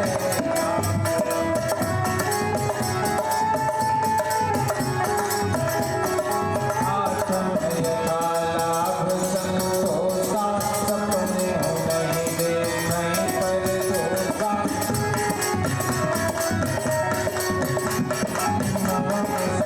सब सन सदहीना, मन भरोसे हरस नदीना।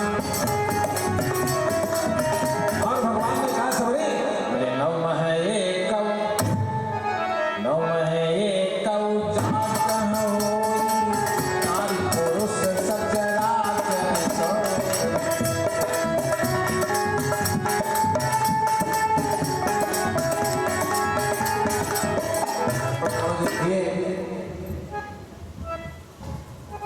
तेजो क्षमा देते अद्रोहो नातिमानिता। अभी ये समाचार आप लोगों ने सुना होगा, ये बावन खूब गाली पावत। देख ले वो चौपैया आ गई कि बाद ही सोत्रत जन से कि हम तुम कहूँ कछु घाट, अब आंखें देखावा ही कि ब्रह्म ज्ञान में हम तुमसे कम थोड़ी। अभी एक समाचार प्रकाशित हुआ जिसमें एक यादव महोदय कहीं ब्राह्मण बस्ती में कथा कह रहे। अब किसी ने बता दिया कि ये यादव, अब बता दिया कि यादव थे तो कोई बात नहीं, चलिए सूत जी कथा कहते तो यादव ही कथा कह रहा था तो कौन बड़ी बुराई। अब उसमें हो गया क्या, उसमें जो है बच्चे जानते हैं सब गांव के कुछ न कुछ दुष्ट होते हैं, तो दो चार बच्चों ने मिलकर के उनका मुंह रोड बनवा दिया। मूड बनवाना मतलब मृत्यु दंड देना। अग्नि महापुराण में है कि अगर किसी को अगर मृत्यु दंड नहीं दे रहे हैं, अगर उसका सिर मुड़वा करके काल उसको मृत्यु दंड हो जाता है। कुछ उदंड बालकों ने उनका सिर मुड़वा दिया, अब मुड़वा करके जो है उनको छोड़ दिया। अब उसकी व्यवस्था बढ़ गई, अब उसे लोग राजनीतिक आड़े ले लिए। उसे लोग एक तो कह रहा था सारे के सारे ब्राह्मण जो है भारत छोड़कर भाग जाए। अरे कहां चले जाएंगे भैया ब्राह्मण बताओ। और इतने नहीं हो रहा है, अब उसको राजनीतिक दम दे दिया। अब अखिलेश जी आए, अखिलेश जी ने उसको सम्मानित किया। ये काहे को सम्मानित कर रहे हैं? और तमाम यादव वक्ता हैं, उनको बुला के आपने सम्मानित नहीं किया। तमाम PhD करके डिलीट करे हैं बेचारे, जो कथा बोल रहे हैं, शास्त्री हैं, उनको तो नहीं आपने जो है। अब उसको बुला करके आपने इनाम दे दिया, सम्मानित कर दिया उसको। अब वो राजनीतिक रंग ले लिया। अब कल तो हाईवे जाम कर दिए थे लोग कि इधर से गाड़ी नहीं जाने देंगे, प्रशासन लगाना पड़ा योगी जी को इटावा। कुल मिलाकर के उन चारों के ऊपर मुकदमा दर्ज करना पड़ा, चारों को जेल भेजना पड़ा। अब बताओ बाभन जाए कि जाए करना चाहिए। अंत कहते सब टिकट कटाए, अटलांटिक महासागर चला क्या बजरंगी है? वो जो पनिया जहाज होत में वहीं सब ब्राह्मण बैठ जाए और प्रशांत महासागर, हिंद महासागर छोड़कर अटलांटिक के लिए चला। देखिए क्या क्या बात है। जबकि श्रीधर जी, सुधाकर जी, जितने हमारे बैठे हुए सत्संग प्रेमी हैं, सुन लीजिए, ब्राह्मण के अलावा किसी व्यक्ति को मंच पर बैठकर कथा कहने का अधिकार नहीं है। दैवाधीनम जगत सर्वः। शास्त्री कर सकते हैं, PhD कर सकते हैं, उसमें कोई नहीं रोक सकता, लेकिन मंच पर ग्रहण नहीं कर सकते। क्यों? कि दैवाधीनम जगत सर्वः, यह ब्रह्मांड देवताओं के अधीन है। और देवता किसके अधीन है? मंत्राधीनस्य देवता, और मंत्रों के अधीन देवता हैं। और वे मंत्र किसके अधीन है? ते मंत्रा ब्राह्मणाधीना, वे सारे के सारे मंत्र ब्राह्मणों के अधीनस्थ है। अब जाकर के भगवान से झगड़ा करिए। चातुर, यही गीता है ना, भगवान क्या कहते हैं? हे अर्जुन, किसी जाति का निर्माण किसी पंडित ने नहीं किया है। चातुर्वर्णम मया शिष्टम गुण कर्म विभाग सा, ब्राह्मण क्षत्रिय वैश्य शूद्र को मैंने निकाला। क्या कह रहे हैं भगवान? चातुर्वर्णम मया शिष्टम गुण कर्म विभाग सा, ब्राह्मणोस्य मुखमासीत बाहु राजन्यः कृतः उरुतदस्य यतवस्य पदभ्यां शूद्रो अजायत। जाके कहिए, ब्रह्मा से जाके झगड़ करिए, भैया ब्रह्मा आपने मुख से क्यों ब्राह्मणों को निकाला, पैर से क्यों नहीं निकाला? सनकादिक ऋषि को कथा सुनाया। सूत जी की उपाधि है, सूत शूद्र नहीं थे। अथ सूतवाच, सूत कौन है? सूत द्विज है, सूत की उपाधि है, उनको शूद्र नहीं लिखा गया है। यदि शूद्र होता तो सूतवाच होता, उसमें सूतवाच। और जो सूत जी हैं, इस समय जो सूत जी कथा कर रहे हैं, उनको तो ब्राह्मण क्षत्रिय वैश्य का प्रश्न ही नहीं है। ब्राह्मणेतर थे, ब्राह्मण नहीं। हाँ, क्योंकि इसीलिए उनको मारे थे वो। हाँ, बलराम ने मार करके अपने हल से उत्पन्न कर दिया था ना, तो फिर तो वो बलराम के पुत्र माने जाएंगे, फिर किसके पुत्र माने जाएंगे? बलराम ने स्वयं उत्पन्न कर दिया सूत जी को। रोमहर्षण जी को किसने प्रकट किया? बलराम जी ने प्रकट किया। तो इसलिए उन पर यह टिप्पणी करना ठीक नहीं। आज हम कहते हैं कि व्यास कौन जाति थे, व्यासाय विष्णु रूपाय। हम व्यास पर टिप्पणी करें, हम महापुरुषों पर टिप्पणी करें, क्यों सुधाकर? ये अशोभनीय है। हम मनुष्यों की तुलना मनुष्यों से कर सकते हैं। हम राम कृष्ण की तुलना किसी समाज से नहीं कर सकते, कृष्ण की तुलना किसी यादव समाज से नहीं हो सकती, राम की तुलना किसी ठाकुर समाज से नहीं हो सकती, क्योंकि न तो राम ने जन्म लिया। बता दीजिए किसी माता से जन्म लिए हो तो, अगर जन्म लिए हो तो बताइए, तो ठाकुर हुए। अगर कृष्ण किसी माता के गर्भ से जन्म लिए हो तो बताइए यादव हुए। धूम पीटना कि कृष्ण हमारे बिरादर हैं, ये गलत, वो किसी के नहीं है। हमारा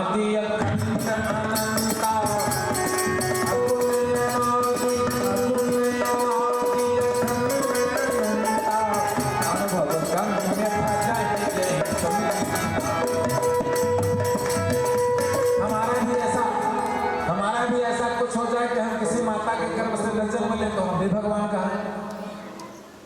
जो जन्म लेता है उसकी मृत्यु निश्चित है, और वो जो अवतार लेता है उसकी मृत्यु थोड़ी होती है। तो जन्म मृत्यु से परे है ना, इसलिए हम किसी महापुरुष की तुलना भगवान से कर देंगे तो गंभीर विषय है ना, नहीं ऐसा नहीं करना चाहिए। देखिए भगवान राम ने कहा कि अभय होए जे तुम ही डेराई। भगवान राम ने क्या कहा परशुराम को? सुर महीसुर हरि सुर महीसुर, सुर माने देवता, महीसुर माने ब्राह्मण, सुर महीसुर हरिजन। ये जो कथा सुन रहे हैं ये सब क्या है? ये हरिजन। जो तीर्थ में तांता लगाए हैं कौन है? हरिजन है। जो मंदिर में जल चढ़ा रहे कौन है? हरिजन है। जो रामायण पढ़ रहे, गीता पढ़ रहे कौन है? हरिजन है। भगवान राम ने कहा कि सुरमही सुर हरिजन हमरे कुल इन पर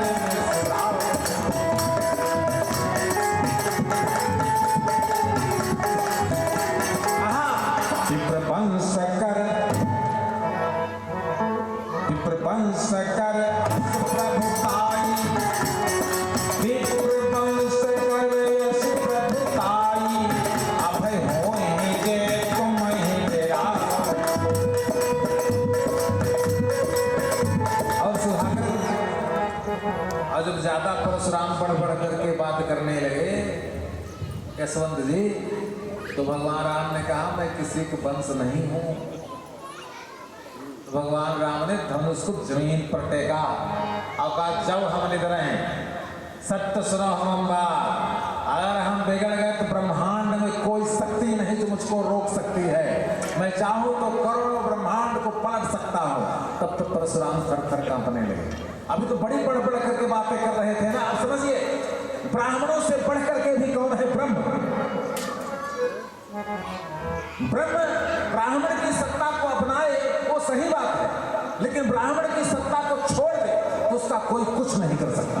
अभी तक परशुराम से हाथ जोड़ रहे थे, लेकिन जब हाथ छोड़ना बंद कर दिए तो सारे संसार को बता दिया कि ब्राह्मण भी कभी इस घमंड में न रहे।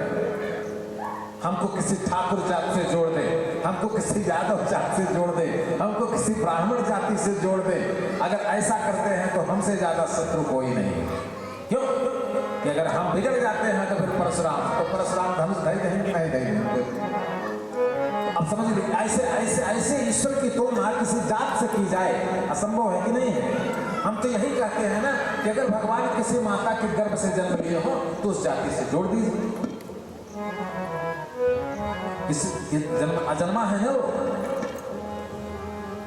इसलिए भाई अब हमने समाचार पत्र में सुना था, इसलिए हमने बताया कि ये स्थिति है। इस समय समझिए कि जातिवाद कितनी तेजी से बढ़ता। सुधाकर जी, इस जातिवाद का बीज जो चल रहा है हमको तो लगता है इसका अंकुर इतना भारी हो कि जैसे केला बढ़ता है ना, केला काट कर देखा गले बगले चाट। और ये जरूरी है भारतवर्ष की रक्षा करने के लिए हमको क्या जरूरत है? हंस वाहिनी ज्ञान दायन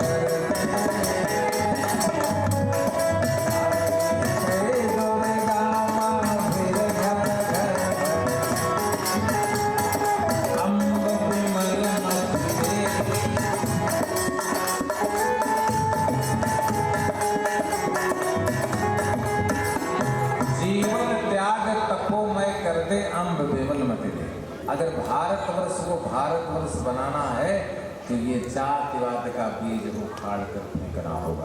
और सुधाकर जी की जातिवाद ज्यादा नहीं, अभी हम लोग पढ़ रहे थे तो नहीं था। ध्यान से सुनिएगा यशवंत जी, अभी ये जातिवाद का बीज जब हम लोग पढ़ाई कर रहे थे तब नहीं था, ये भी 15-20 साल से आया है, ज्यादा नहीं। ये जब है देखत कब से आया है जानत है? मंडल कमंडल आयो बोल वृंदावन बिहारी लाल के, यहीं से जातिवाद के कल्पने की दशा प्रारंभ हुई है।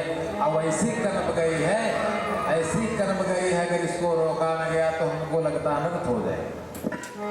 अरे हम कितना मंच पर से बताएंगे, जब कोई सुनने वाला होगा तब तो बताएंगे, जब कोई सुनने वाला नहीं होगा तो किसको बताएंगे? तो ये यादव हो, मौर्य हो, हरिजन हो, कोई भी हो, शास्त्री कर सकता है, आचार्य की डिग्री ले सकता है, बस समझ के भारत का संविधान है। लेकिन इसके बाद मंच पर बैठकर कथा कह सकते हो, ये राइट है। यहां तक विद्यार्थी को पढ़ा सकते हैं, ये काम कर सकते हैं, लेकिन मंच पर से बोले शूद्र बराशन कहानी पुराना,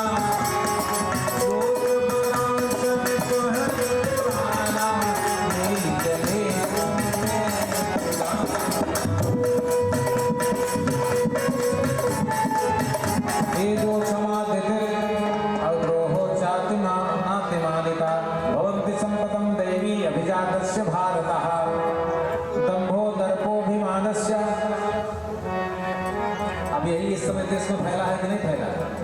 दंभो दर्पो अभिमानस्य क्रोध पारुष्यमेव च, देख रहे हैं ना? अज्ञानं चाभिजातस्य पार्थ संपद आसुरी। अगर जिसको बात बात पर क्रोध आ रहा हो तो उसको दैव पुरुष मत समझिएगा, जिसको अपने धन का घमंड है उसको दैव पुरुष में समझिएगा। भगवान ने कहा हे भारत, दंभो दर्पो विमानस्य क्रोध पारुष्यमेव च अज्ञानम, जीव की तरफ से जिसे अज्ञानता हो, अज्ञानम चाभिजातस्य पार्थ संपद आसुरी, यह व्यक्ति आसुरी संपदा को प्राप्त लेकर के प्रकट हुआ है। ये संपदा का सुंदर कांड में आया है, जय संपत्ति शिव रावण दीन दिए दशमात, असोई संपदा विभीषण सकुचिते तर गुणात। जिस संपदा को रावण ने कई हजार बार अपना सिर काटने के बाद जो शिव भक्ति प्राप्त की थी, उस शिव भक्ति को भगवान ने विभीषण को हंसते हुए दे दी। संपत्ति शिव रावण है, लोग कहते हैं लंका है, नहीं, ये गलत बात है। सोई संपत्ति शिव रावण दीन दिए दशमात, और सोई संपदा विभीषण सकुचिते तर गुणात। क्योंकि अब कृपाल में जो भगत पावनी, अब कृपाल में जो भगत पावनी, देव सदा शिव मन भावनी।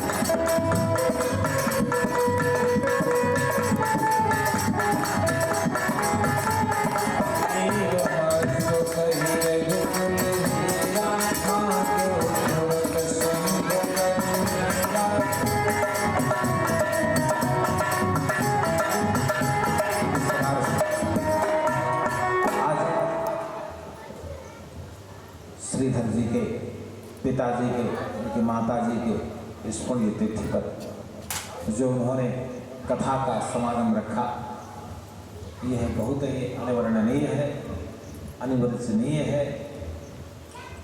जिन्होंने, जिनके हृदय में स्वयं तमेव माता च पिता तमेव, तमेव, ये गीता का ही श्लोक है ना, तमेव माता। भगवान कृष्ण कौन है? माता है। भैया कैसे माता है? वो तो कृष्ण है ना, लेकिन क्या करें? अर्जुन ने क्या कहा?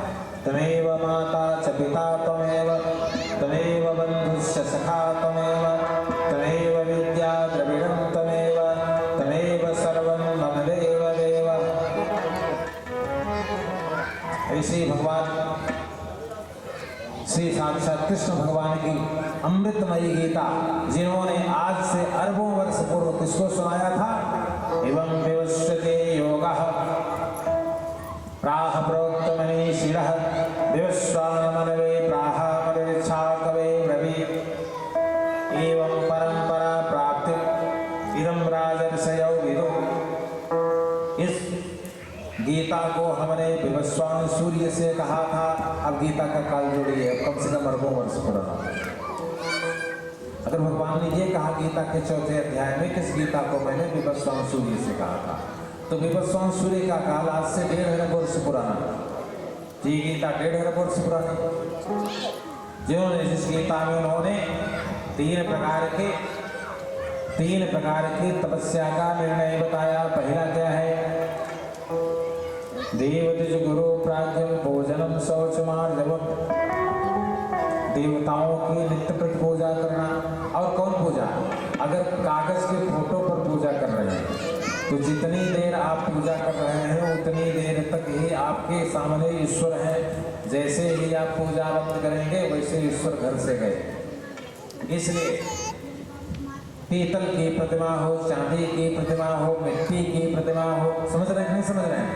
इस प्रकार की प्रतिमा का ही पूजा करें। मिट्टी की प्रतिमा केवल साल भर, जैसे ही रखने के डेट से दूसरा साल आएगा उसी दिन से मिट्टी की प्रतिमा में से भगवान गए। इसलिए धातुमयी प्रतिमा 9 इंच से ज्यादा न हो। देवी भागवत महापुराण, शिव महापुराण, विद्येश्वर संहिता, धातु की प्रतिमा, राधे कृष्ण की प्रतिमा, दुर्गा की प्रतिमा, शंकर जी की प्रतिमा जिसकी भी हो, सिंहासन के ऊपर 9 इंच से ज्यादा न हो। अगर 9 इंच से बड़ी मूर्ति घर में रखेंगे, परिवार में किसी की अकाल मृत्यु हो जाएगी। इसलिए ये शास्त्र विधमुस्य वर्तते काम कारतः सिद्धिं वापनोति न सुखम न परागति। हे अर्जुन, शास्त्र की विधि को त्याग कर मनमाना आचरण करने वाला व्यक्ति न तो इस लोक में सुखी होता है, न तो मरने के बाद उसको पारलौकिक लोक प्राप्त होता है। तस्मात् शास्त्र प्रमाणोक्तम कार्याकार विवस्थितौ ज्ञात्वा शास्त्र विधानोक्तम कर्तुं कार्यमिहार्हसि। देवताओं की पूजा सावधान होकर करनी चाहिए। स्नान करने के बाद, वस्त्र के बाद आचमन। पहले तो सूर्य को की आराधना करना नितांत आवश्यक है। देवद्विज गुरु प्राज्ञम भोजनम शौचमार्जवम ब्रह्मचर्यम अहिंसाम च शारीरम तपोच्यते। ये शरीर की तपस्या है। अनुदेवकरम वचनम सत्यम प्रियहितम च। हम तो कहते हैं सुधाकर जी, गीता सबको रखनी चाहिए और 1 अध्याय गीता का पाठ रोज करना चाहिए। 18 दिन में 18 अध्याय गीता को पूर्ण करना चाहिए।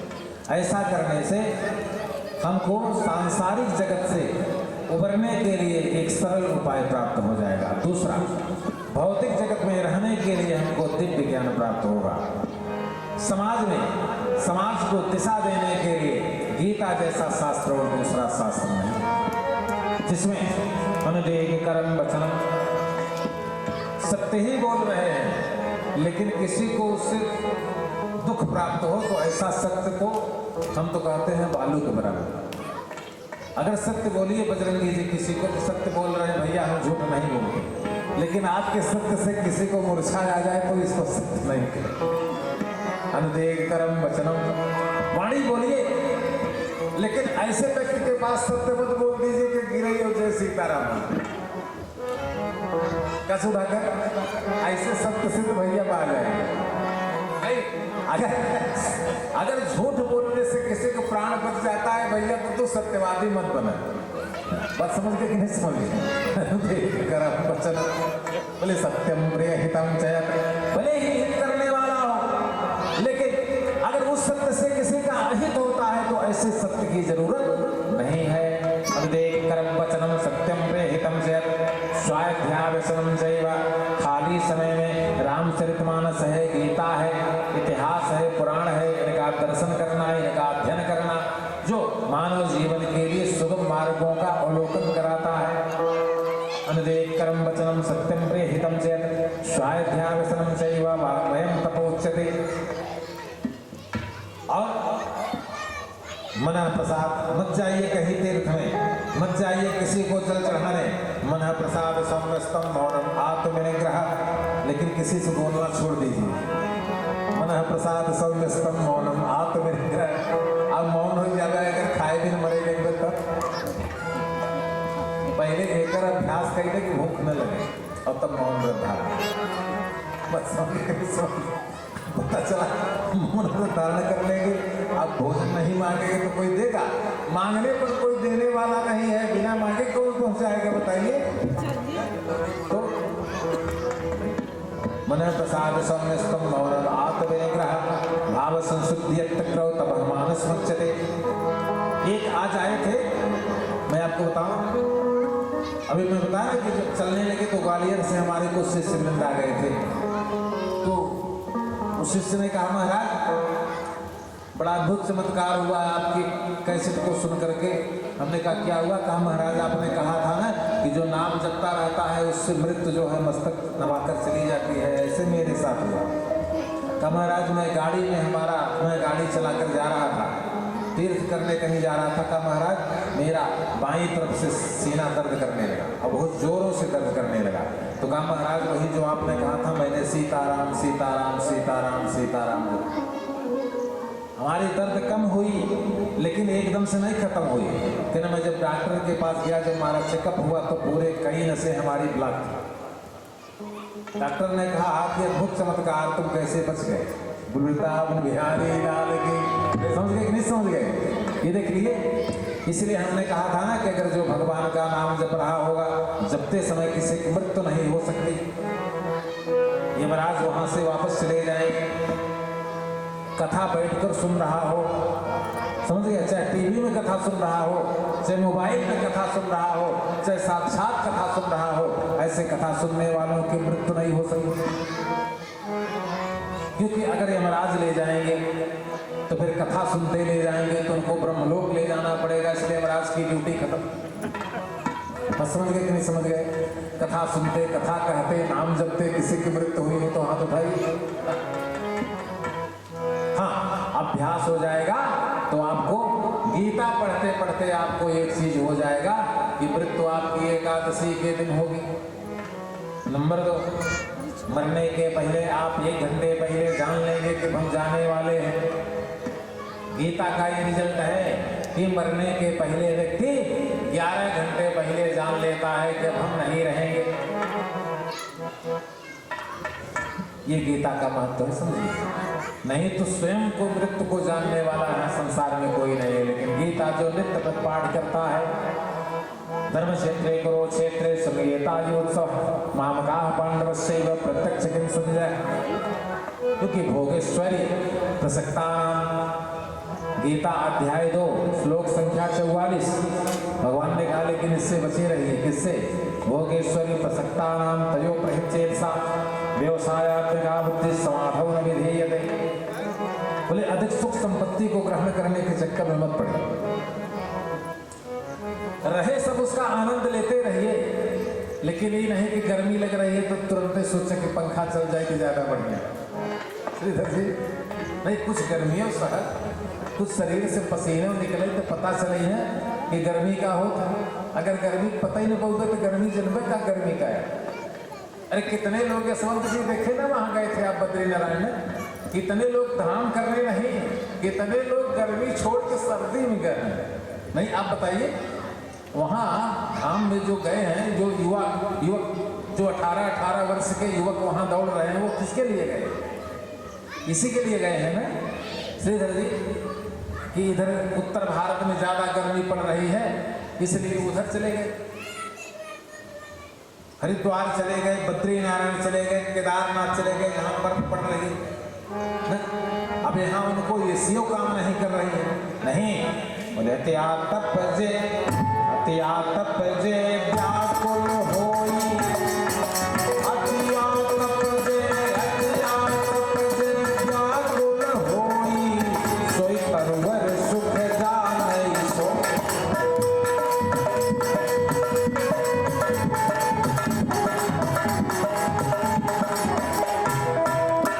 या निशा सर्वभूतेषु तस्यां जागृत संयमी तस्यां जागृत भूतानां सा निशा पश्यतो। दिख रहे हैं ना? या निशा सर्वभूतेषु, जिसको हम रात समझते हैं और सब सो रहे हैं कि अब 10-11 बज गया है सोइए, उसमें योगी जाग गया है। या निशा सर्वभूतेषु तस्यां जागृत संयमी, उसमें 10 लाख में कोई एक संयमी व्यक्ति जाग रहा है। तत्स्याम जागृत संयमी और श्याम जागृत भूतानां, जब सारे संसार के प्राणी जागकर अपना अपना काम करने लगते हैं तो योगी पुरुष उसको रात समझता है। ये देखिए ट्रांसलेट रामचरितमानस में, बोले मोह निशा सब सोनिहारा, मोह निशा सब सोनिहारा, देखत सपने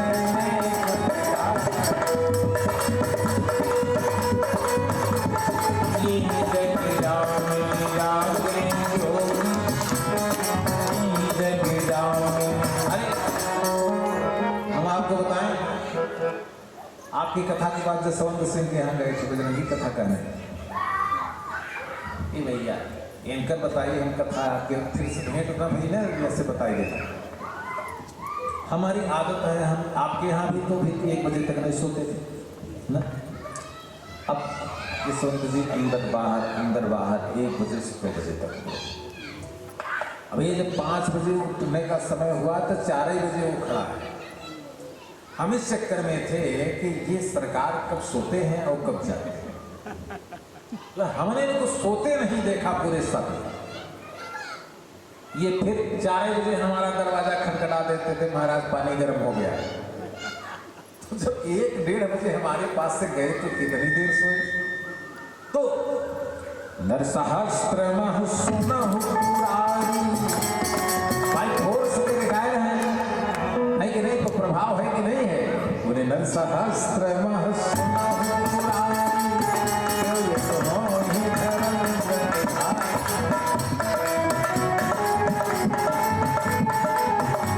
और यही हाल हमारे श्रीधर जी का।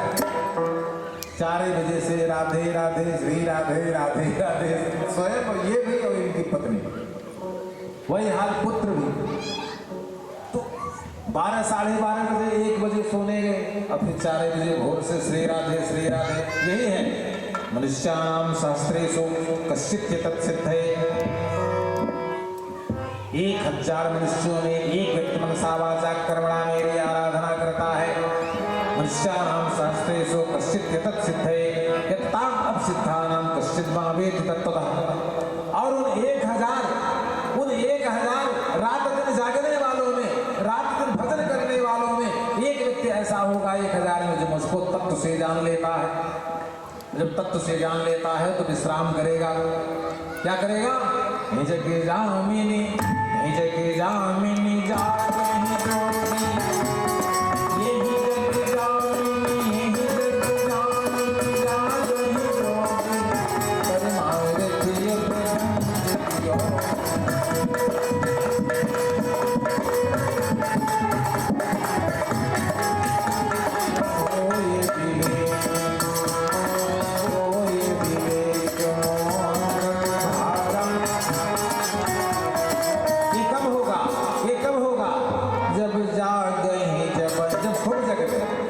केवल मोदी की नहीं 3 घंटा, हमारे यशवंत की नहीं, श्रीधर की नहीं 3 घंटा सो तब देखो। ये मैं जागता हूँ इसलिए हम इन दोनों लोगों को देख लिए हैं, इसलिए बता रहे हैं सुधाकर जी। भाई देखेंगे तब बताएंगे, हमने तो नहीं देखा 7 दिन में भैया कब सोते। ये गंभीर विषय है। इधर देखिए 4 बजे भोर में श्रीधर जी की जो श्रीमती जी हैं चाय लेकर के, कई चाय बिना दूध वाली। तो जब हम किसी के घर में रहेंगे तब तो हम उस पात्र से परिचित होंगे कि ये परिवार किस प्रकार के समावेश में रहता है। जब हमें 1 हफ्ते जानते हैं, जब कच्चा केवल 1 घंटे के भेंट से थोड़ी हो सकता है। जब कच्चू काल करिया सतसंगा, जब कच्चू काल करिया सतसंगा, तब होई सब संशय।